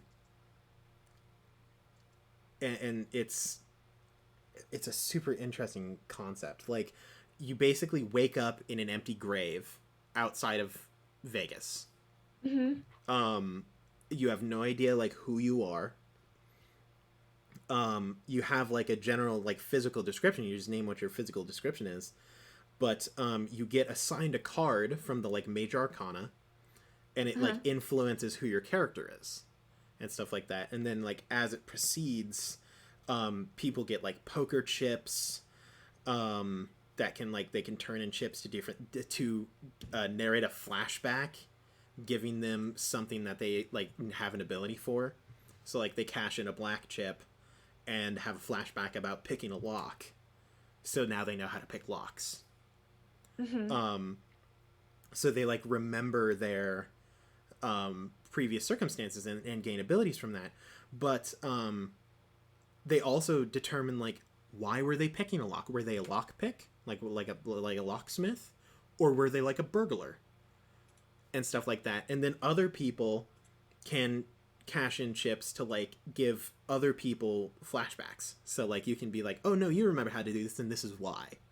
So you can like determine some of their character backstory. Or you appear like in a flashback with them. So you're like, wait, I do know this guy. We robbed a bank together and stuff like that. And it's super interesting. Like the villain is determined by the tarot deck. Like different threats and stuff. It's a super interesting thing. Like conflict is resolved by a game of blackjack, but played with a tarot deck. So like the house wins. Like the house, like if you beat the house, then you succeed in the conflict check and stuff like that. Or if you like get it higher than another player and stuff like that. It's a super interesting game, like concepts. And I know you and I have talked about this like before. It was a while back, but like assigning like the major arcana to like Paper Dungeon. Mm-hmm. And doing something with that. Oh yeah. I actually like went through recently and tried to figure out like who I would put for what. And I have the list. But I also want to know like if any of like what we've talked about you think has like changed in your eyes as far as what's what. I know you don't know it super well, do you? I mean, off the top like of my head, I remember like bits and pieces of it. Like if I had a list of them in front of me, I could probably do it, but like I don't remember. I think I probably remember like Viking runes better than the like major arcana. Well, what I I'm gonna have, pull up a list. yeah, what I have as of like right now, and I think there's a few of them that I kind of want to switch around a little bit, or put somewhere else, or just put them there because that was what, I don't know. So not all of them I feel like 100% solid on, but like for Edward the Fool, that's 100%. The one I remember. That one confident. Edward's the Fool. Then Tarak and Renaya I had trouble with. I'm sorry, I was just laughing. Wander Spirit just said, "Let me just grab my deck," and it wanted to like delete it because of sexual content. I find that really funny. How dare you use that euphemism in this chat? How dare you allude to sexual action, Wander? How dare you? But yeah, Renaya and Tarak, I really struggled with putting them. Renaya, I'm still not happy with where I put her. Tarak, I ended up putting with strength. Then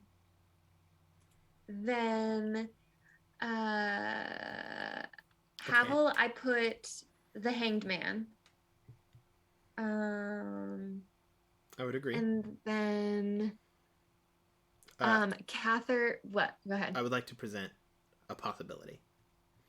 Okay. So I pulled up a very brief like list of the major arcana. And I was looking at some general things. So can we agree that the Fool has like new beginnings and innocence and like free-spirited and stuff like that? Yes. I agree that that is Edward right now. But I would like to say in the future, there's the possibility that I see Edward as the magician. Well, and that's what's really cool about like the major arcana is because a lot of the cards are like a progression. Like there's a certain order to it, and like the Fool goes into the magician and then things like that. Yeah. And so like if you look 100%. at the magician tarot card, it's seen as like someone with both a sword and a wand. Which like fits him as a character as the like I have a rapier but I also cast magic. Right. And it's like known as like manifestation, resourcefulness, power, and inspired action. But if it's reversed, it stands for like poor planning and untapped talent. Which is like kind of Edward in a nutshell. Yeah, I need to pull up the one reference I had for it because that was how I was. The wording of where I was looking fit the party perfectly as far as the things I wanted. Let me find it real quick.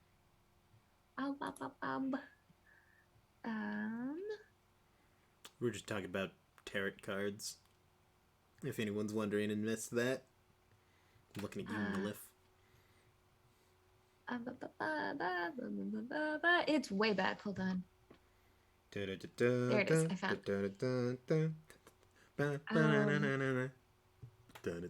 oh no, this isn't what I wanted.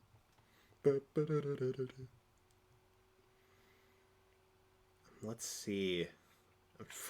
Track is difficult. There we go. I think I'm where I was.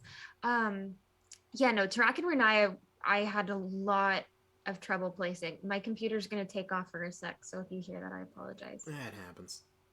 I'm not hearing anything, so. Oh, sick. Sick. Maybe.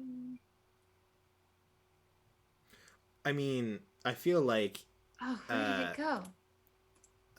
oh geez, what's his name?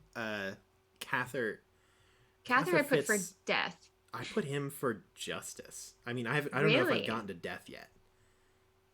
I added other things in. I put for justice, I put where man? Justice I put Cather's gods. That's fair. So Cather's gods were justice and Cather was the death card. And I'll once I find this, I'll be able to kind of give better And there's also possibility of judgment for Cather. I don't know. I'm not even seeing death. I don't even know if death. Oh, found it. Got it. There we go. Okay, so I don't know because No, death is like finality, but also like transformation and transition. Mm-hmm. Which I don't know if I would see. Well, like, what Cather doesn't was really change? but what was being hinted at as far as his past is what makes me go with that. That's fair. That's interesting. That's where I went with it. Yeah, I can see that. I think I found it. I definitely could tell. Would agree with Havel's the Hanged Man. Yeah, okay. I can't find it, but I copied the basics of it. So yes, for Edward the Fool, which is innocence and the beginning of a journey. For Tarak, I put strength. And strength is about like courage, perseverance, and standing up to life's challenges. And just with his all around life, I think Tarak is one of the strongest in the party, not just like physically and things like that. Temperance for Tarak. That too. That was one of the like things I was balance, tossed moderation, patience, and purpose. Mm-hmm.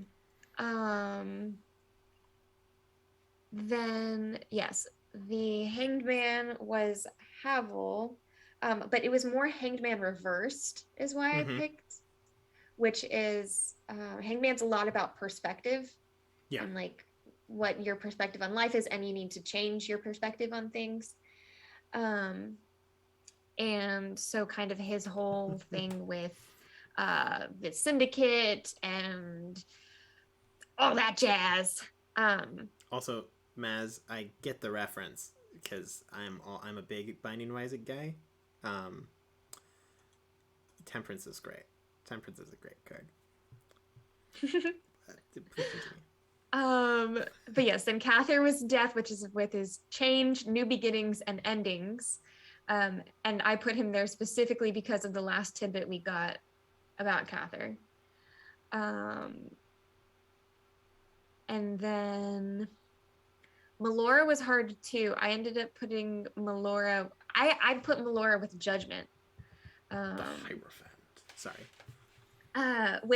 With judgment, it's recognizing how your past actions affect others, and righting past misdeeds. And just with her bow and like the notches in her bow, I felt like that was the best one for her with I'm just saying, if she keeps putting notches in her bow for like people that she killed, her bow's gonna break. Yeah, I think she stopped. Yeah. I mean, now that she's got a magical bow, it's harder to damage. Right. So it's like, it's not worth it. For the towers, which is cataclysmic change, I put Prasius. Yep. For the star, which is healing, hope, and encouragement, I put Malice. Fair. For I wonder who I put for the devil. You know, temptation, control, or lack thereof. Who could that be? My definition also includes sexuality. Could be anyone. I don't even know who could possibly fit that one. I don't. Lada maybe. Maybe. It could be. That's a. It's just wow. DJ. It's just DJ. I could only assume. It's your boy Grutz. Man, I love Grutz so much. Oh, actually, this actually is perfect. Sneak peek. So I'm working on a shop where I sell designs for clothes. I'm wearing one currently. Oh, yeah, I wanted to talk about it, but I didn't know if it was like a reveal yet. So this is a sneak peek. yes, we will be aggressively attempting to we're gonna shove our store down your throats, basically, is what's gonna happen. It's just gonna be like a year of just like jamming, like, Lydia has a store, we're just gonna beat people up outside of like restaurants and like, buy her stuff, give her your wallet, and, like, we're just gonna like flip out. I'm pumped. I'm getting stuff from the store. I'm like, Lydia, like, I'm going to buy additional stuff beyond what I already have. Like it's going to be like a monthly installment of me just buying things. Cause like, so as I mentioned, I'm a sucker for good art. Mm-hmm. Lydia, it's not even fair. It like, and not to mention you make things that I like. Like, it would be fine if you were like good at art and it was like, oh, well, that's a good piece of art. Good thing it doesn't apply to like anything that I do. Like, I still have your journal right here. Do you want to see it? Yes, I do. I want to really bad. I love hardcover journals. God, that's so good. That's so great. Oh, man. I'm so excited for you to get it. I want it, really, but I can't use it until next campaign. That's true. So also, when Drew was talking about the monk and how he really wants to play the monk,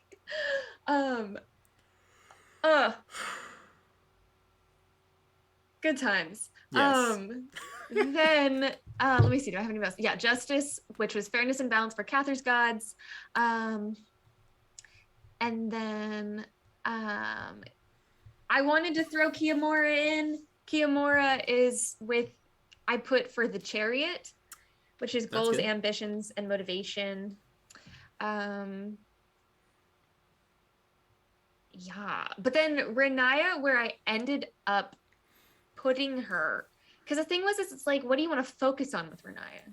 Oh yeah, she's got a lot of stuff going on. She's got so much. Let me see.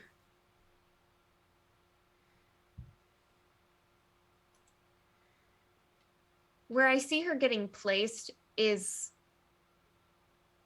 like, as of right now, where I landed her was the High Priestess, which is subconscious and intuition. Because with Renaya, there's a lot of that inner conflict of like, what's right and wrong, what's good and evil, what am I supposed to be doing? Am I this ultimate evil? Am I not? I don't really care, blah, blah, blah, blah. A lot of that subconscious working, but there's kind of an intuition to her where it's like, Renaya's not a villain. You don't look at Renaya and are like, yes. I mean, there's been moments, but ultimately, so that's kind of where I stuck with her. I'm just double checking. I keep looking at the exact same cards. And like, that's a tough one. Yeah, Renaya's tricky. I could maybe see like it's, you're almost, if you were either direction, you would be a Hierophant, I think. That's where I put Lada, actually. Well, it's like, that's the thing, right? So Yeah. it's like, reversed Hierophant is like personal beliefs, freedom, challenging the status quo. And like upright Hierophant is like spiritual wisdom, religious beliefs, conformity, tradition, institution. So it's like, if Renaya was down either one of the paths, that's true, she would fit. Like, if she went full on Grotzt, like fitting, like following personal beliefs, freedom of choice, like challenging the status quo. That's true. But I really like Lada there. So she needs to be like a not quite like neither an upright or up like a sideways Hierophant. She's like a diagonal. Yeah. like because you haven't really gone down either one. Right. But like, I don't know if I'd agree with High Priestess either. Yeah, because I don't feel like that's like that doesn't fit Renaya. But as far as like you can take some of the key words Honestly, and fit it, but like it doesn't feel like that's Renaya. You might, like, you could maybe put Renaya as the fool. That is true too. Renaya could be the fool. Like, if you the think other of like one, Beginnings and Innocence, where it's like naivety, like that fits pretty good. well, and her in early campaign, I would have put her as the moon. Yep, I was looking at that one earlier. But that's not her anymore. Yep. Because the moon is subconscious, deep fears of emotions, reflection.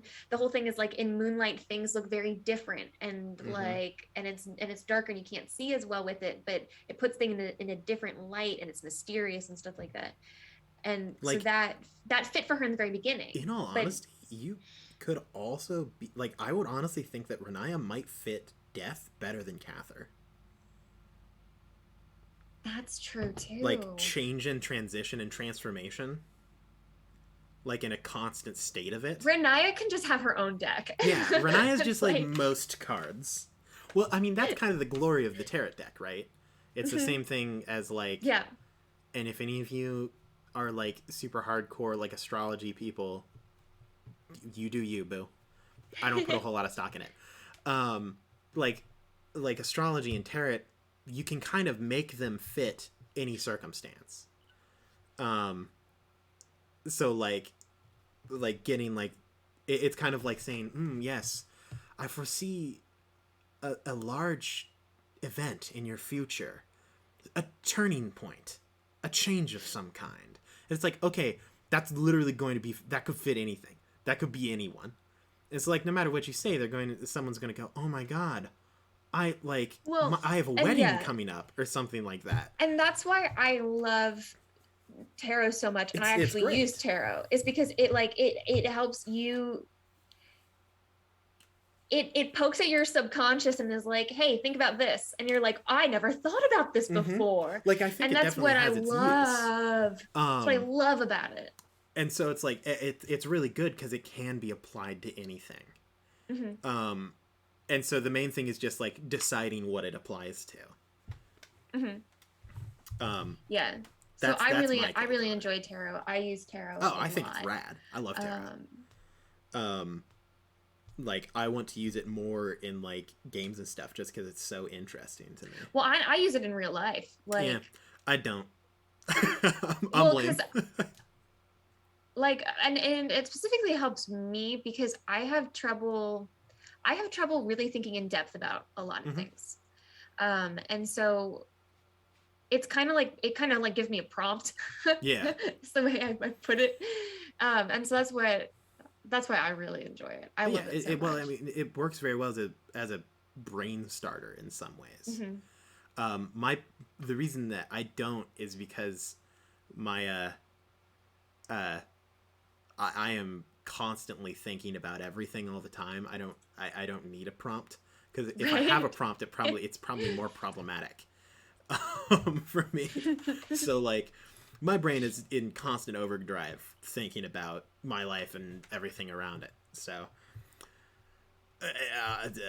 I'm not that type of guy. But if it's for you, 100%, I'm super pumped. Also, it's cool. Plus, it's really pretty. As I said, sucker for art. Oh man, tarot is cool. I mean, my first experience with tarot was Curse of Strahd.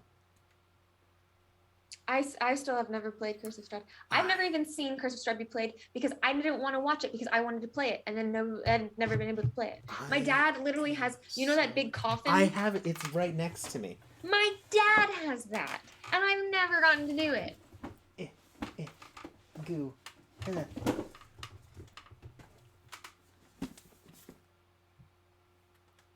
It's so cool. I want to play so bad. I am so down. I love Curse of Strahd. I kind of want to talk about. Okay, so this is gonna be here for a little bit. That's totally okay. So we've been talking about like how we want to do more miniseries. Yeah. Like this next coming year, we want to get more involved. We want to at least have. So we're gonna have the Between the Rows again, and then we're gonna want to have like a spring summer one that I will possibly run. And I think I've you were there when I've talked about it, right? A little bit to do. Oh yeah, like summer, like Monster Summer Camp or somment like that. Yeah. Well, the 100% thought process to get there was hilarious because like Grant and DJ were the ones who had brought it up with me and were like, would you be down to DM something like that? And I was like, I mean, yeah, I could probably do a DM a thingy like that. And they're like, no way. So literally the next day I was in the shower and I was just thinking about it and I just shower thoughts. And shower thoughts with Lydia Corin. The first idea I had was like Hell High. So it's like demons and like devils like go to high school and that's what you guys are. I would love to be Monster High. Yeah. the TV show. It's like, I'm in. Well, the thing is, Monster High dolls, that was what I had. Yeah, that does not surprise me in the least. That's what I had. Those were my babies. But yeah, so at first I was like, Hell High, and I thought it'd be really fun to have like the intercom lady, and then it would just translate from below me. Please pick up your lunchbox. Like just having like these intermittent things with like the like demon gurgle sounds and especially if it's in like high school, you get things where it's like, whoever left the dark chariot parked sideways in the parking lot, please show up to the front desk or else we will have to tow you. Like so I was like that was an idea, but then I was like that would probably be a better like fall kind of one. But we already have Between the Rows going, and I don't want to overwhelm that because it would be good for fall because that would be when school was starting up and Halloween was going. So we'd have to see what time looks like if we wanted to do that then kind of. Obviously, Between the Rows takes top priority as the miniseries we want to do then. So then I was like, so then I need something more spring summery. How can I make that more spring summery? Because I wanted to keep it with my vibe, which is I like the spoopy. I like the cryptids. I like the demons. I like the spoops. But I like it in the spoopy version, not the spooky version. Spoopy. Yeah. Where it's like, so oh, that's still I was thinking cute about it. Yeah, where it's like, oh. And so I was like, how can I twist it? How can I make it spring summer? And then I got the idea of Camp Cryptid. Yep. Where it's like, you guys as players are like the kids of these cryptid monsters going to summer camp. And immediately just had a whole bunch of ideas just spring in. And that's really cool. I've made a layout for like what I want the overlay to look like already. And it's like, it's so far away, but I'm so excited. I don't know what cryptid to play. That's true. Well, okay, so I kind of noted, I wrote it down somewhere. I noted the ones that you guys initially said that you'd wanted. Those are just the ones that I have on the top of my head. But actually, Maz, I hate to break it to you, I think someone already called Mothman. Yeah, Grant wants to be Mothman. I mean, who doesn't? Mothman is so cool. If I believe that correctly. But there's so many things that qualify. I would love to be like a super, like an unknown cryptid. Like everyone is like, oh yeah, I'm Bigfoot, or like, oh yeah, I'm the child of the Loch Ness monster, and then I just pull something like super obscure, like just like some random. I know you would. I want it so bad. Where everyone's like, oh yeah, and what's your kid? And I'm like, it doesn't really matter.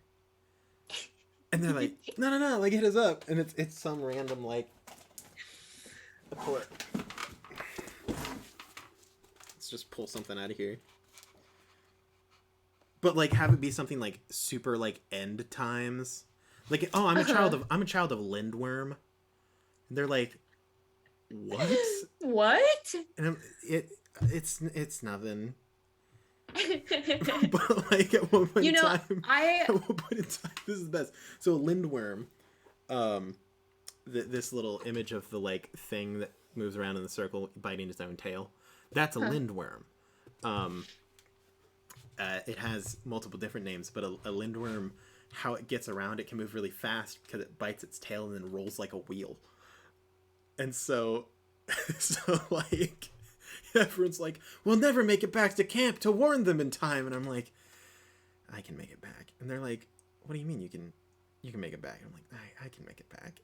They're like, how, you can't run that fast. I'm like, I'm not going to run. I just like fold over and just wheel out of town. And they're like, what just happened?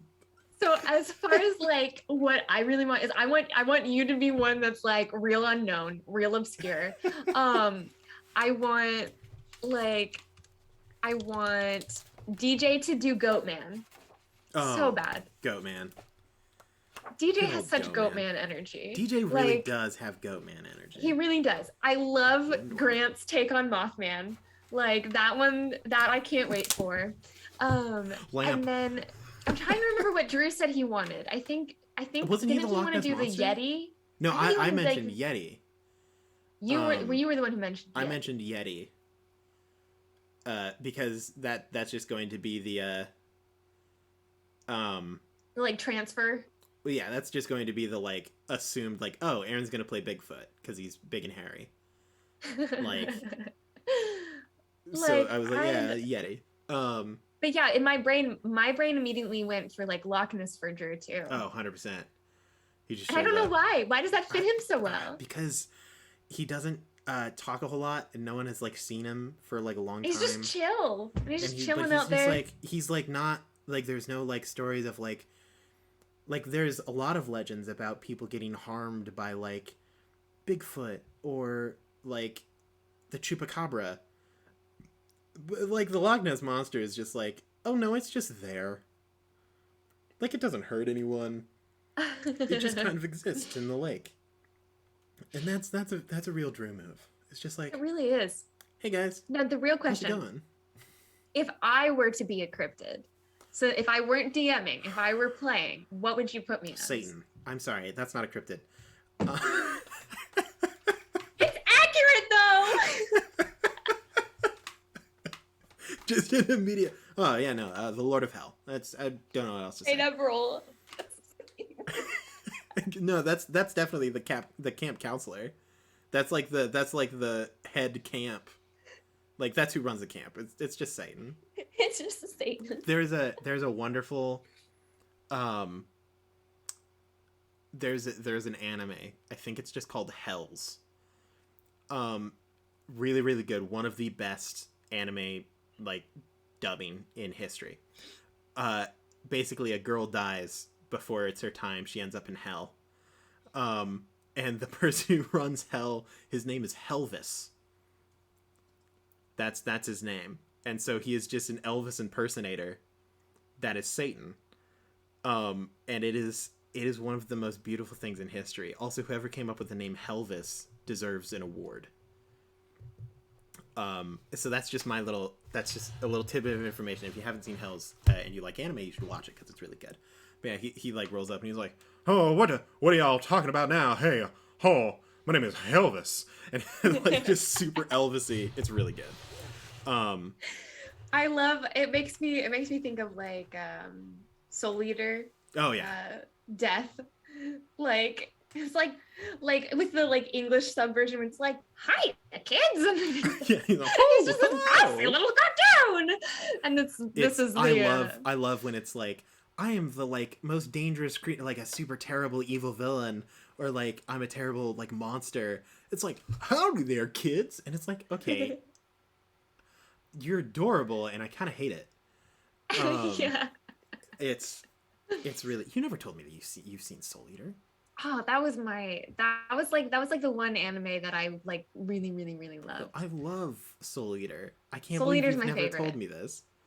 I think it's come up before. Excalibur is the greatest character Excalibur ever written. It's ridiculous.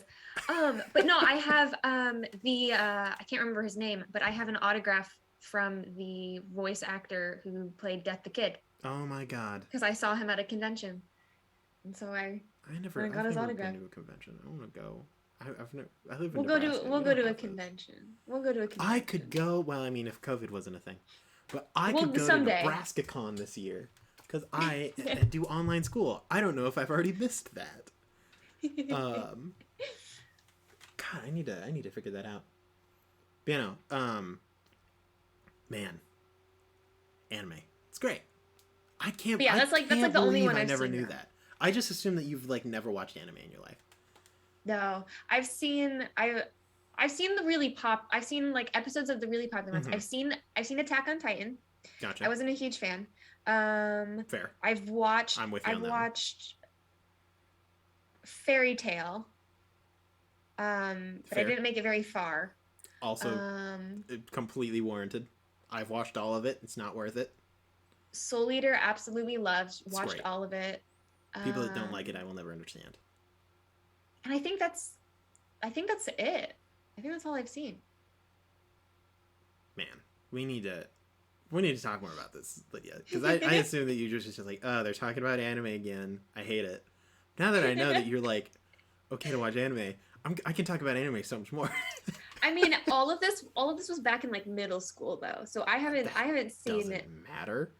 I haven't seen anything like You recent think I at all. care? I know you don't. I was just saying it's not like a recent present thing. No, but it can be. It not only can it be, it will be. You will be stuck with me, and I'll be like, yo, Lydia, you want to watch this show? Every day. It's going to be a different one. I am so down for Paper Dungeon Anime Day. we need to do like an anime themed one shot where we just I am so in. Oh God, you've got me started, Lydia. Well, and then we have so many really good things because we've got Paper Dungeon High, like our characters, but in an alternate high school universe. So I can finally live in a world where I'm not the outcast of the Paper Dungeon because I'm the only one that watches anime. And then I really want us to do some kind of Freaky Friday Paper Dungeon episode where we switch up and we play like each other's characters. Yes, absolutely. I would love that. I'm sorry. I'm still on Paper Dungeon anime episode. I know you are. Everyone is just like a stereotypical anime protagonist. None of you have like none of you have moms, and your dads have all disappeared, and like it's like the exact same story, and it's just like yeah. And all of you can tell like it's like a normal episode, and I'm like, yeah, no. So this person walks up, they have like nice like long brown hair, but all of you are like have like super spiky like hot pink hair, and like they're like super jacked, and like like you clearly it's like, oh, those are the protagonists. Like you're in a school and you're split up where it's like, oh no, you're clearly in the protagonist class, right? But like one of you is not. And like it somehow ends up in the class, and so you're surrounded by people who are like, yes, this is my 4th regression. I've lived this life 30 times. Like, and then you're just like, I'm Dan. Hi. And they're like, how did you lose your mom? And you're like, no, she's picking me up after school, actually. So it must be your father that has left you. And you're like, no, actually, no, he's fine too. He works at the he's a manager at the grocery store. And they're like, you mean to tell me that you like, how much food do you normally eat? And you're like, a normal amount. And they're like, you mean to tell me that you don't eat an entire buffet? They're like, yeah, yes, do you? And they're like, I've gotten kicked out of multiple all-you-can-eat restaurants for eating too much. Like, just one kid is just a normal person surrounded by anime protagonists is a world that I want to live in. That is a beautiful thing. That's hilarious. There's like, there's the class of tsunderes. Oh God, I'm gonna be on this for like 10 years. So I'm gonna. This is your assignment, Aaron. I'm gonna put it in the back of my brain, so that way we can talk about something that isn't that, but it will be running constantly. Okay, Freaky Friday episode. Yes. Who would you want to play? Are we including like every member of the cast? or like just who was in like the last episode, like current players that are like current characters that are like actively on the boat. Like if it were to happen tomorrow, or are we talking like we'll go with every that single one. person? We'll talk if it about were like to tomorrow. happen tomorrow, and like we were just to randomly switch characters. Uh-huh. Oh god, that's rough. I mean, probably like maybe Edward. I think Edward could be fun. I mean, I know that the best character I would have to switch would be Melora. 100%. 100%. I am the natural Melora stand-in. I'm the understudy. Yes, you are the understudy. I feel like I can really correctly portray her character. Drew wants to be Kiamora. I will allow this. That's interesting. I don't know. Oh, frickin'! Speaking of Kiamora. Yes. Oh. I'm just saying. The ship is real, Drew. The ship has sailed. I so noticed. hard. We mentioned this. We The way that you were like, is Kiamora all right or something like that? You said a thing in the last episode. I don't remember exactly what it was, but it was the most like, oh my god, is my crush all right way that you have ever said anything. And I'm just saying, I support it.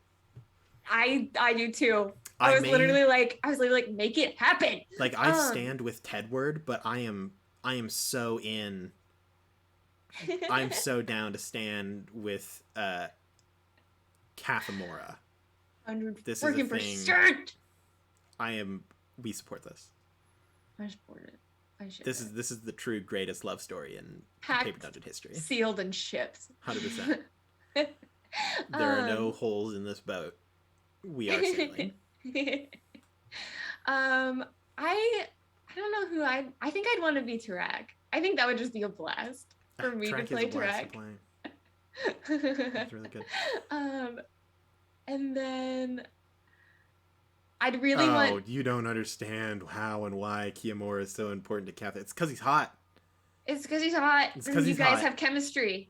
And That's I am why. fine if Catherine never wants to admit that the His ship is feelings, sailing. but they're there.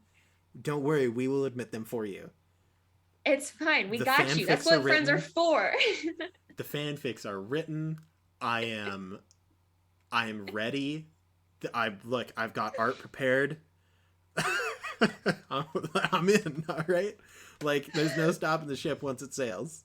But Drew, since you're here, I want to talk about it again, even though we already talked about it several times, and then you said that you no, You can't. It's too late. Because you can't jump overboard.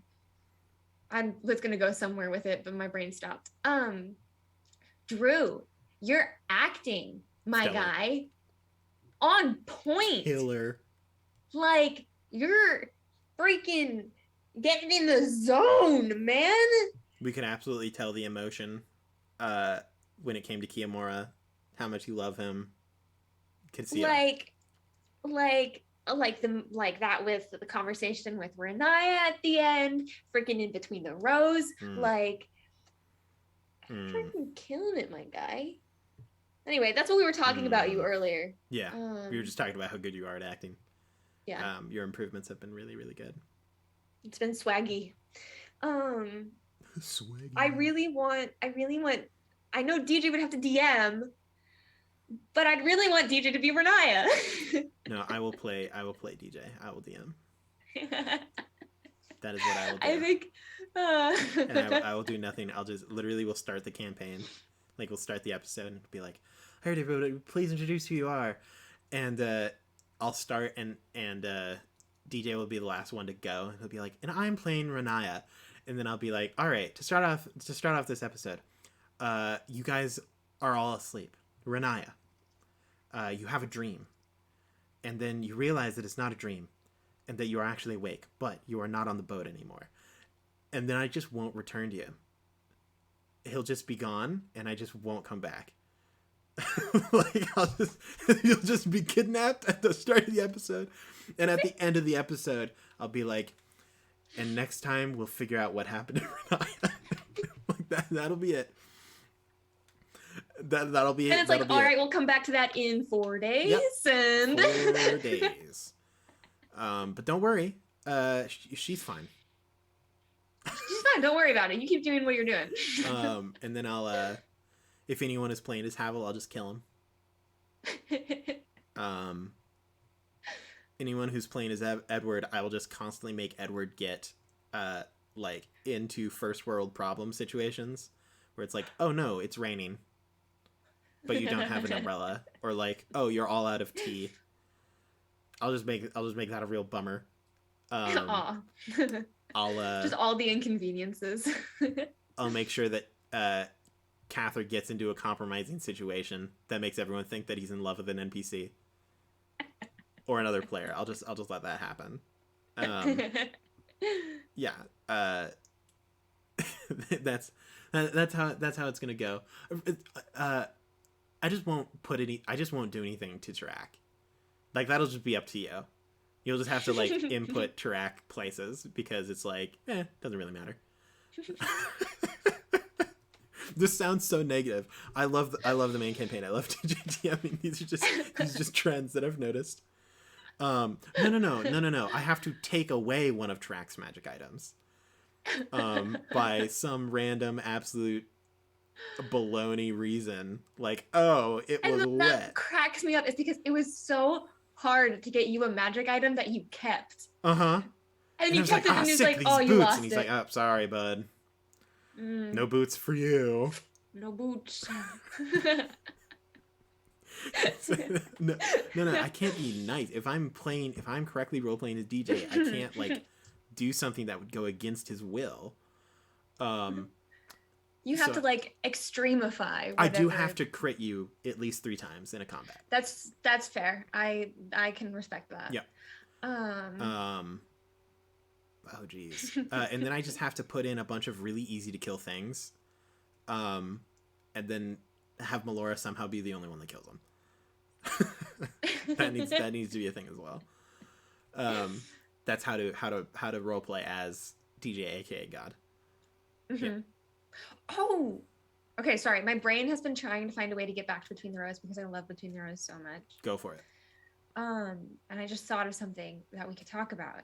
Uh-oh. For the finale. Yep.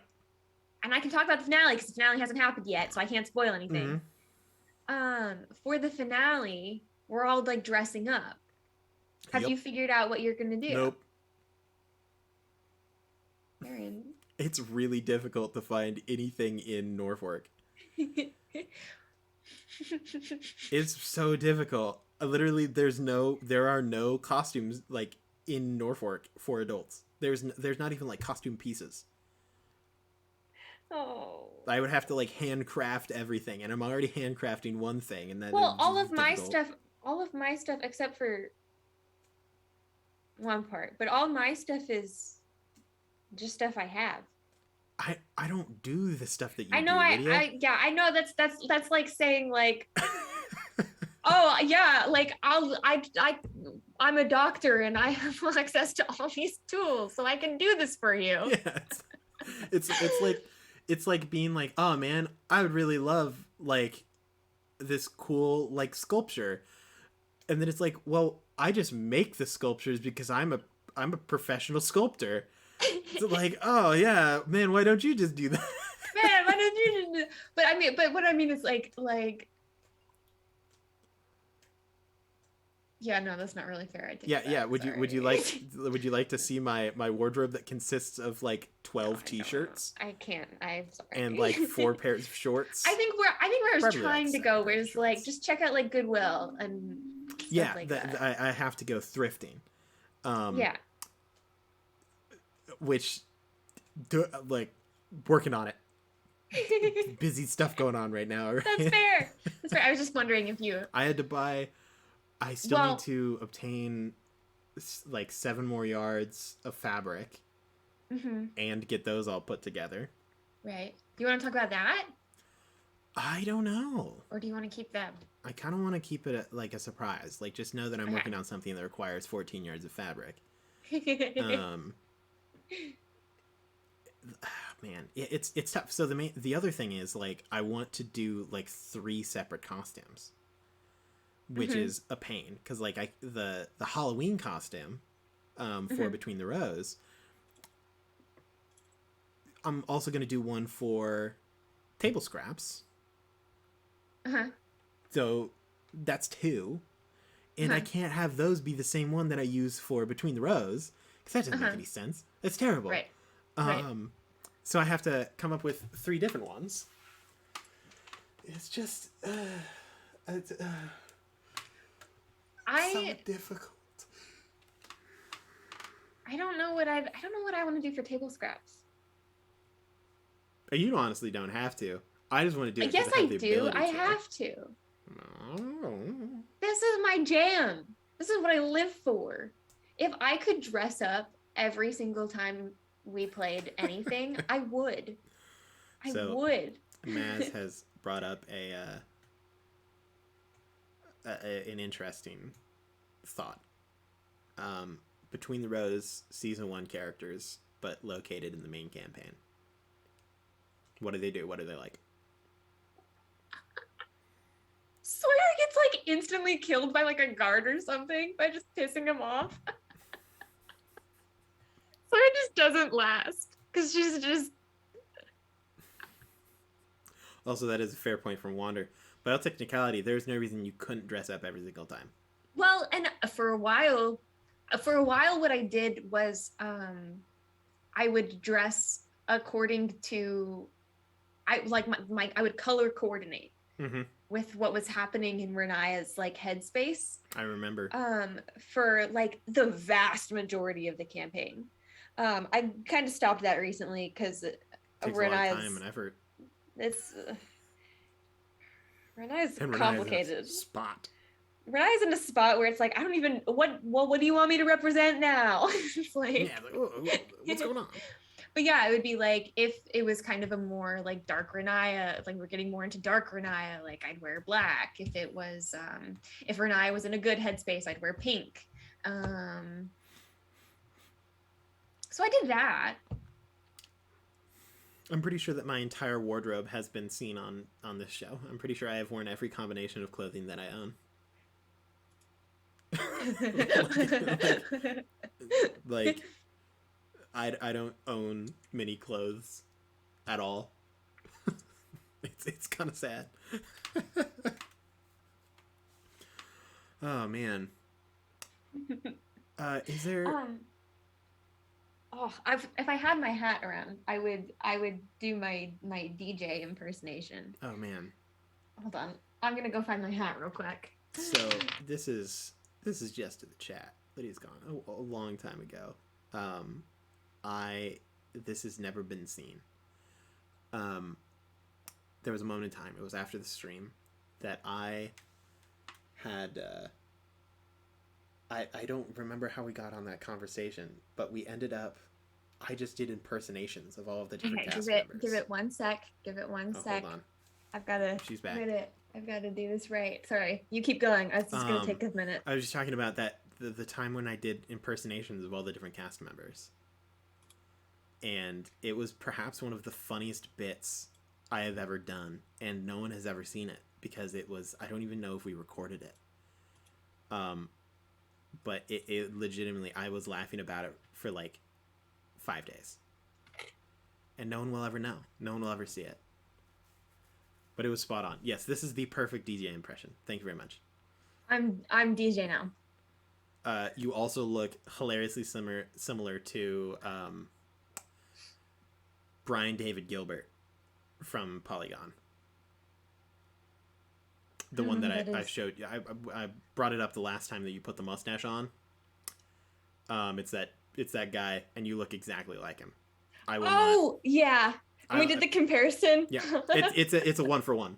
It's an absolute 1-to-1 exact replica of what Brian David Gilbert looks like. Super rad. Oh yeah. Good luck and godspeed, Dungeoneers. No, that was too correct. Good luck and God. And good night. Bod. You really do look. Even if you put the glasses on, it's even more exact. Brian David Gilbert, everybody. Thank you very much. Thank you for showing up. Thank you for showing up, BDG. Glad to have you on the show. I'm just really looking forward to everything that we're going to talk about. I'm really interested in your experience and how exactly you ended up doing shows for Polygon and like why you left and everything like that. Your skits have been really stellar. Also, did you really learn how to play the hurdy-gurdy? Brian David Gilbert, where did you go?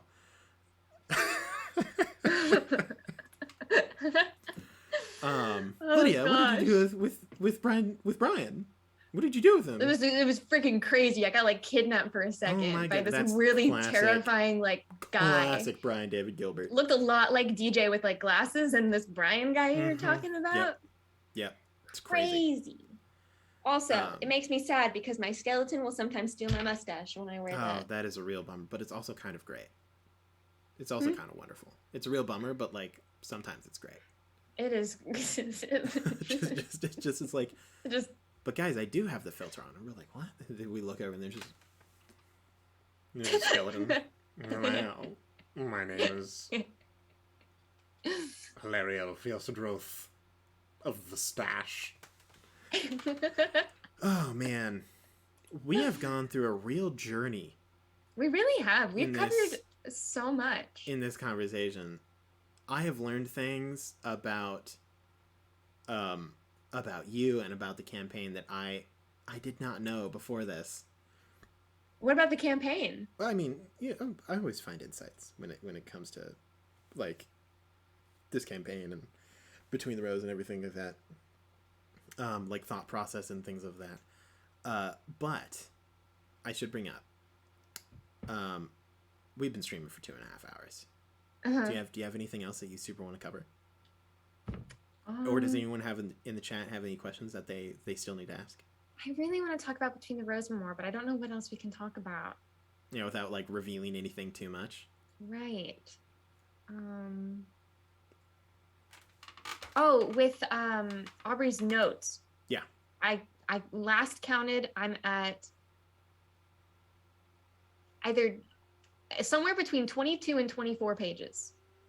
Yeah, which is terrifying. Which is terrifying for a miniseries. Mm-hmm. And then what I've done with her notes is I have it written out so that she can just like jump from one thing to the next and literally go through the whole journal. Like if you let her, she will find a way to route one thing into the next, and then I will go through all 20 pages. I think of I've notes by doing mentioned that. every single episode. Because I've just been like, guys, just so you know, I'm not going to stop her.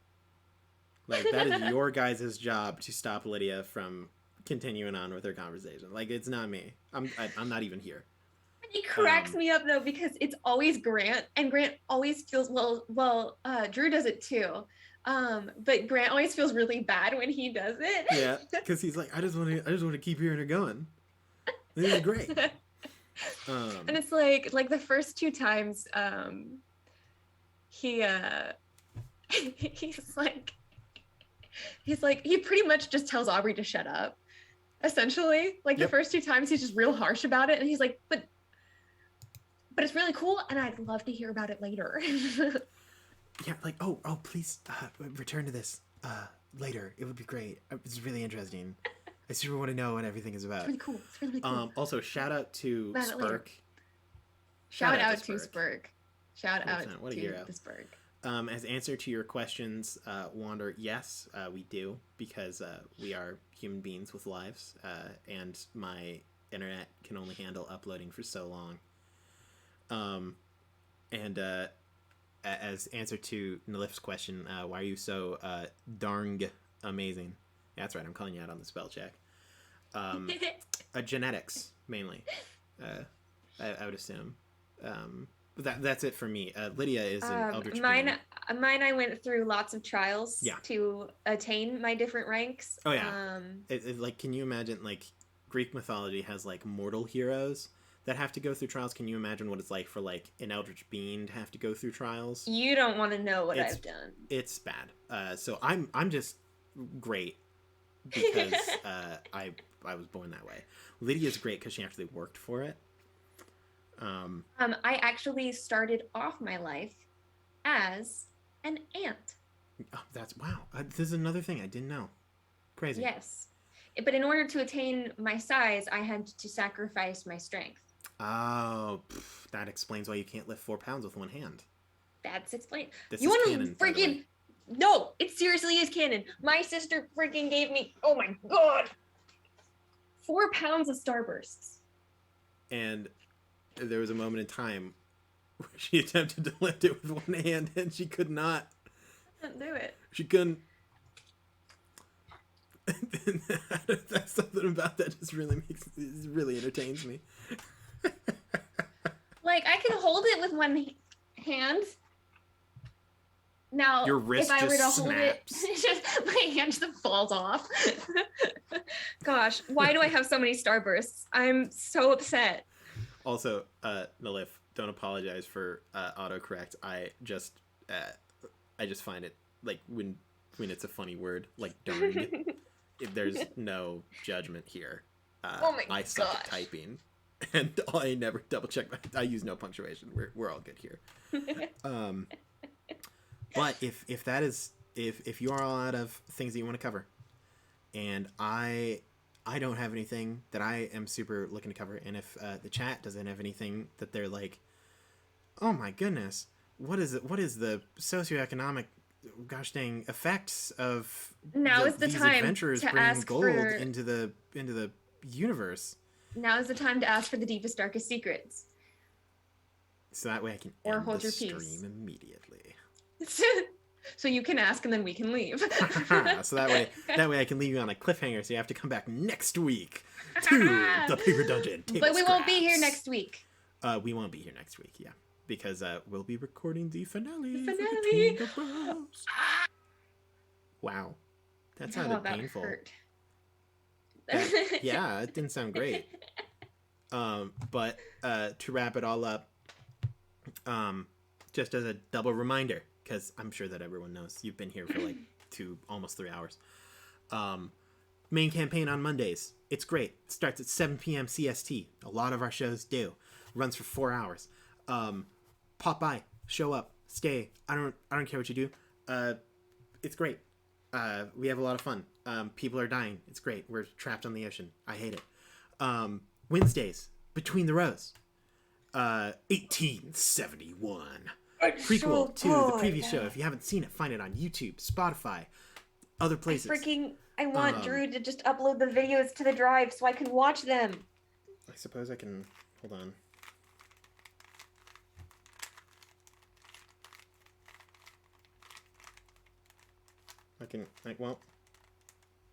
I got it to here, and I apologize that I couldn't fully succeed because I don't know how to do Rubik's Cubes. And now it'll never be solved because I don't know how to do it anymore. But anyway, other than Wednesdays, Between the Rows, those also start at 7 p.m. CST. They go for 2 hours. If you haven't seen the original, watch it because it's great. Thursdays, sometimes. Right now, gosh dang Table Scraps. We start normally sometime in the afternoon, sometime, I don't know, maybe 1 p.m. CST. It's hard to know. That varies depending on who I can get when and where and what time. But if you don't know and you want to know, join our Discord because we do a whole lot of things. I will be getting I'm normally there. The things that you guys posted in the Discord about like characters and monsters and DM tips. If you want even more in depth, feel free to DM me on Discord. I respond Also, to those. I post art things I draw Lydia's on really there. good at art, and so are a whole bunch of our viewers just like you. Whoa! Sometimes I even post in the art thing, very rarely, because I'm not as good and I'm not as fast. But it's really great. We have a lot of fun there. We answer questions. We talk about when we're going to do stuff. Sometimes we even have polls. We had a poll for what Between the Row thing we were going to do. That was on our Twitter, which you should also follow us at, even though we never post it. Like, we never use our Twitter, but it is there. Also, Lydia does Instagram stuff, and it's very good. I run the Paper Dungeon Instagram. Go So, look at it. Make me check feel that happy out. that you're Find looking us at on our it. socials. I'm sure that we have a link tree We're somewhere. also on TikTok. I make the TikToks. Look at that. YouTube Shorts. Those are the same. We did the same videos, but on different platforms. It's so great. if you don't so you like can TikTok, watch them twice. they're on YouTube. On the Talk Tick, we are there. I can't think of anything else to shout out. Once we have Lydia's store, buy her stuff. It'll be here soon. I'm almost done. I'm actually working on finishing stuff once we finish this. And if you want to know when that is, we will flood our Discord with links to Lydia's store, and she can't tell us not to.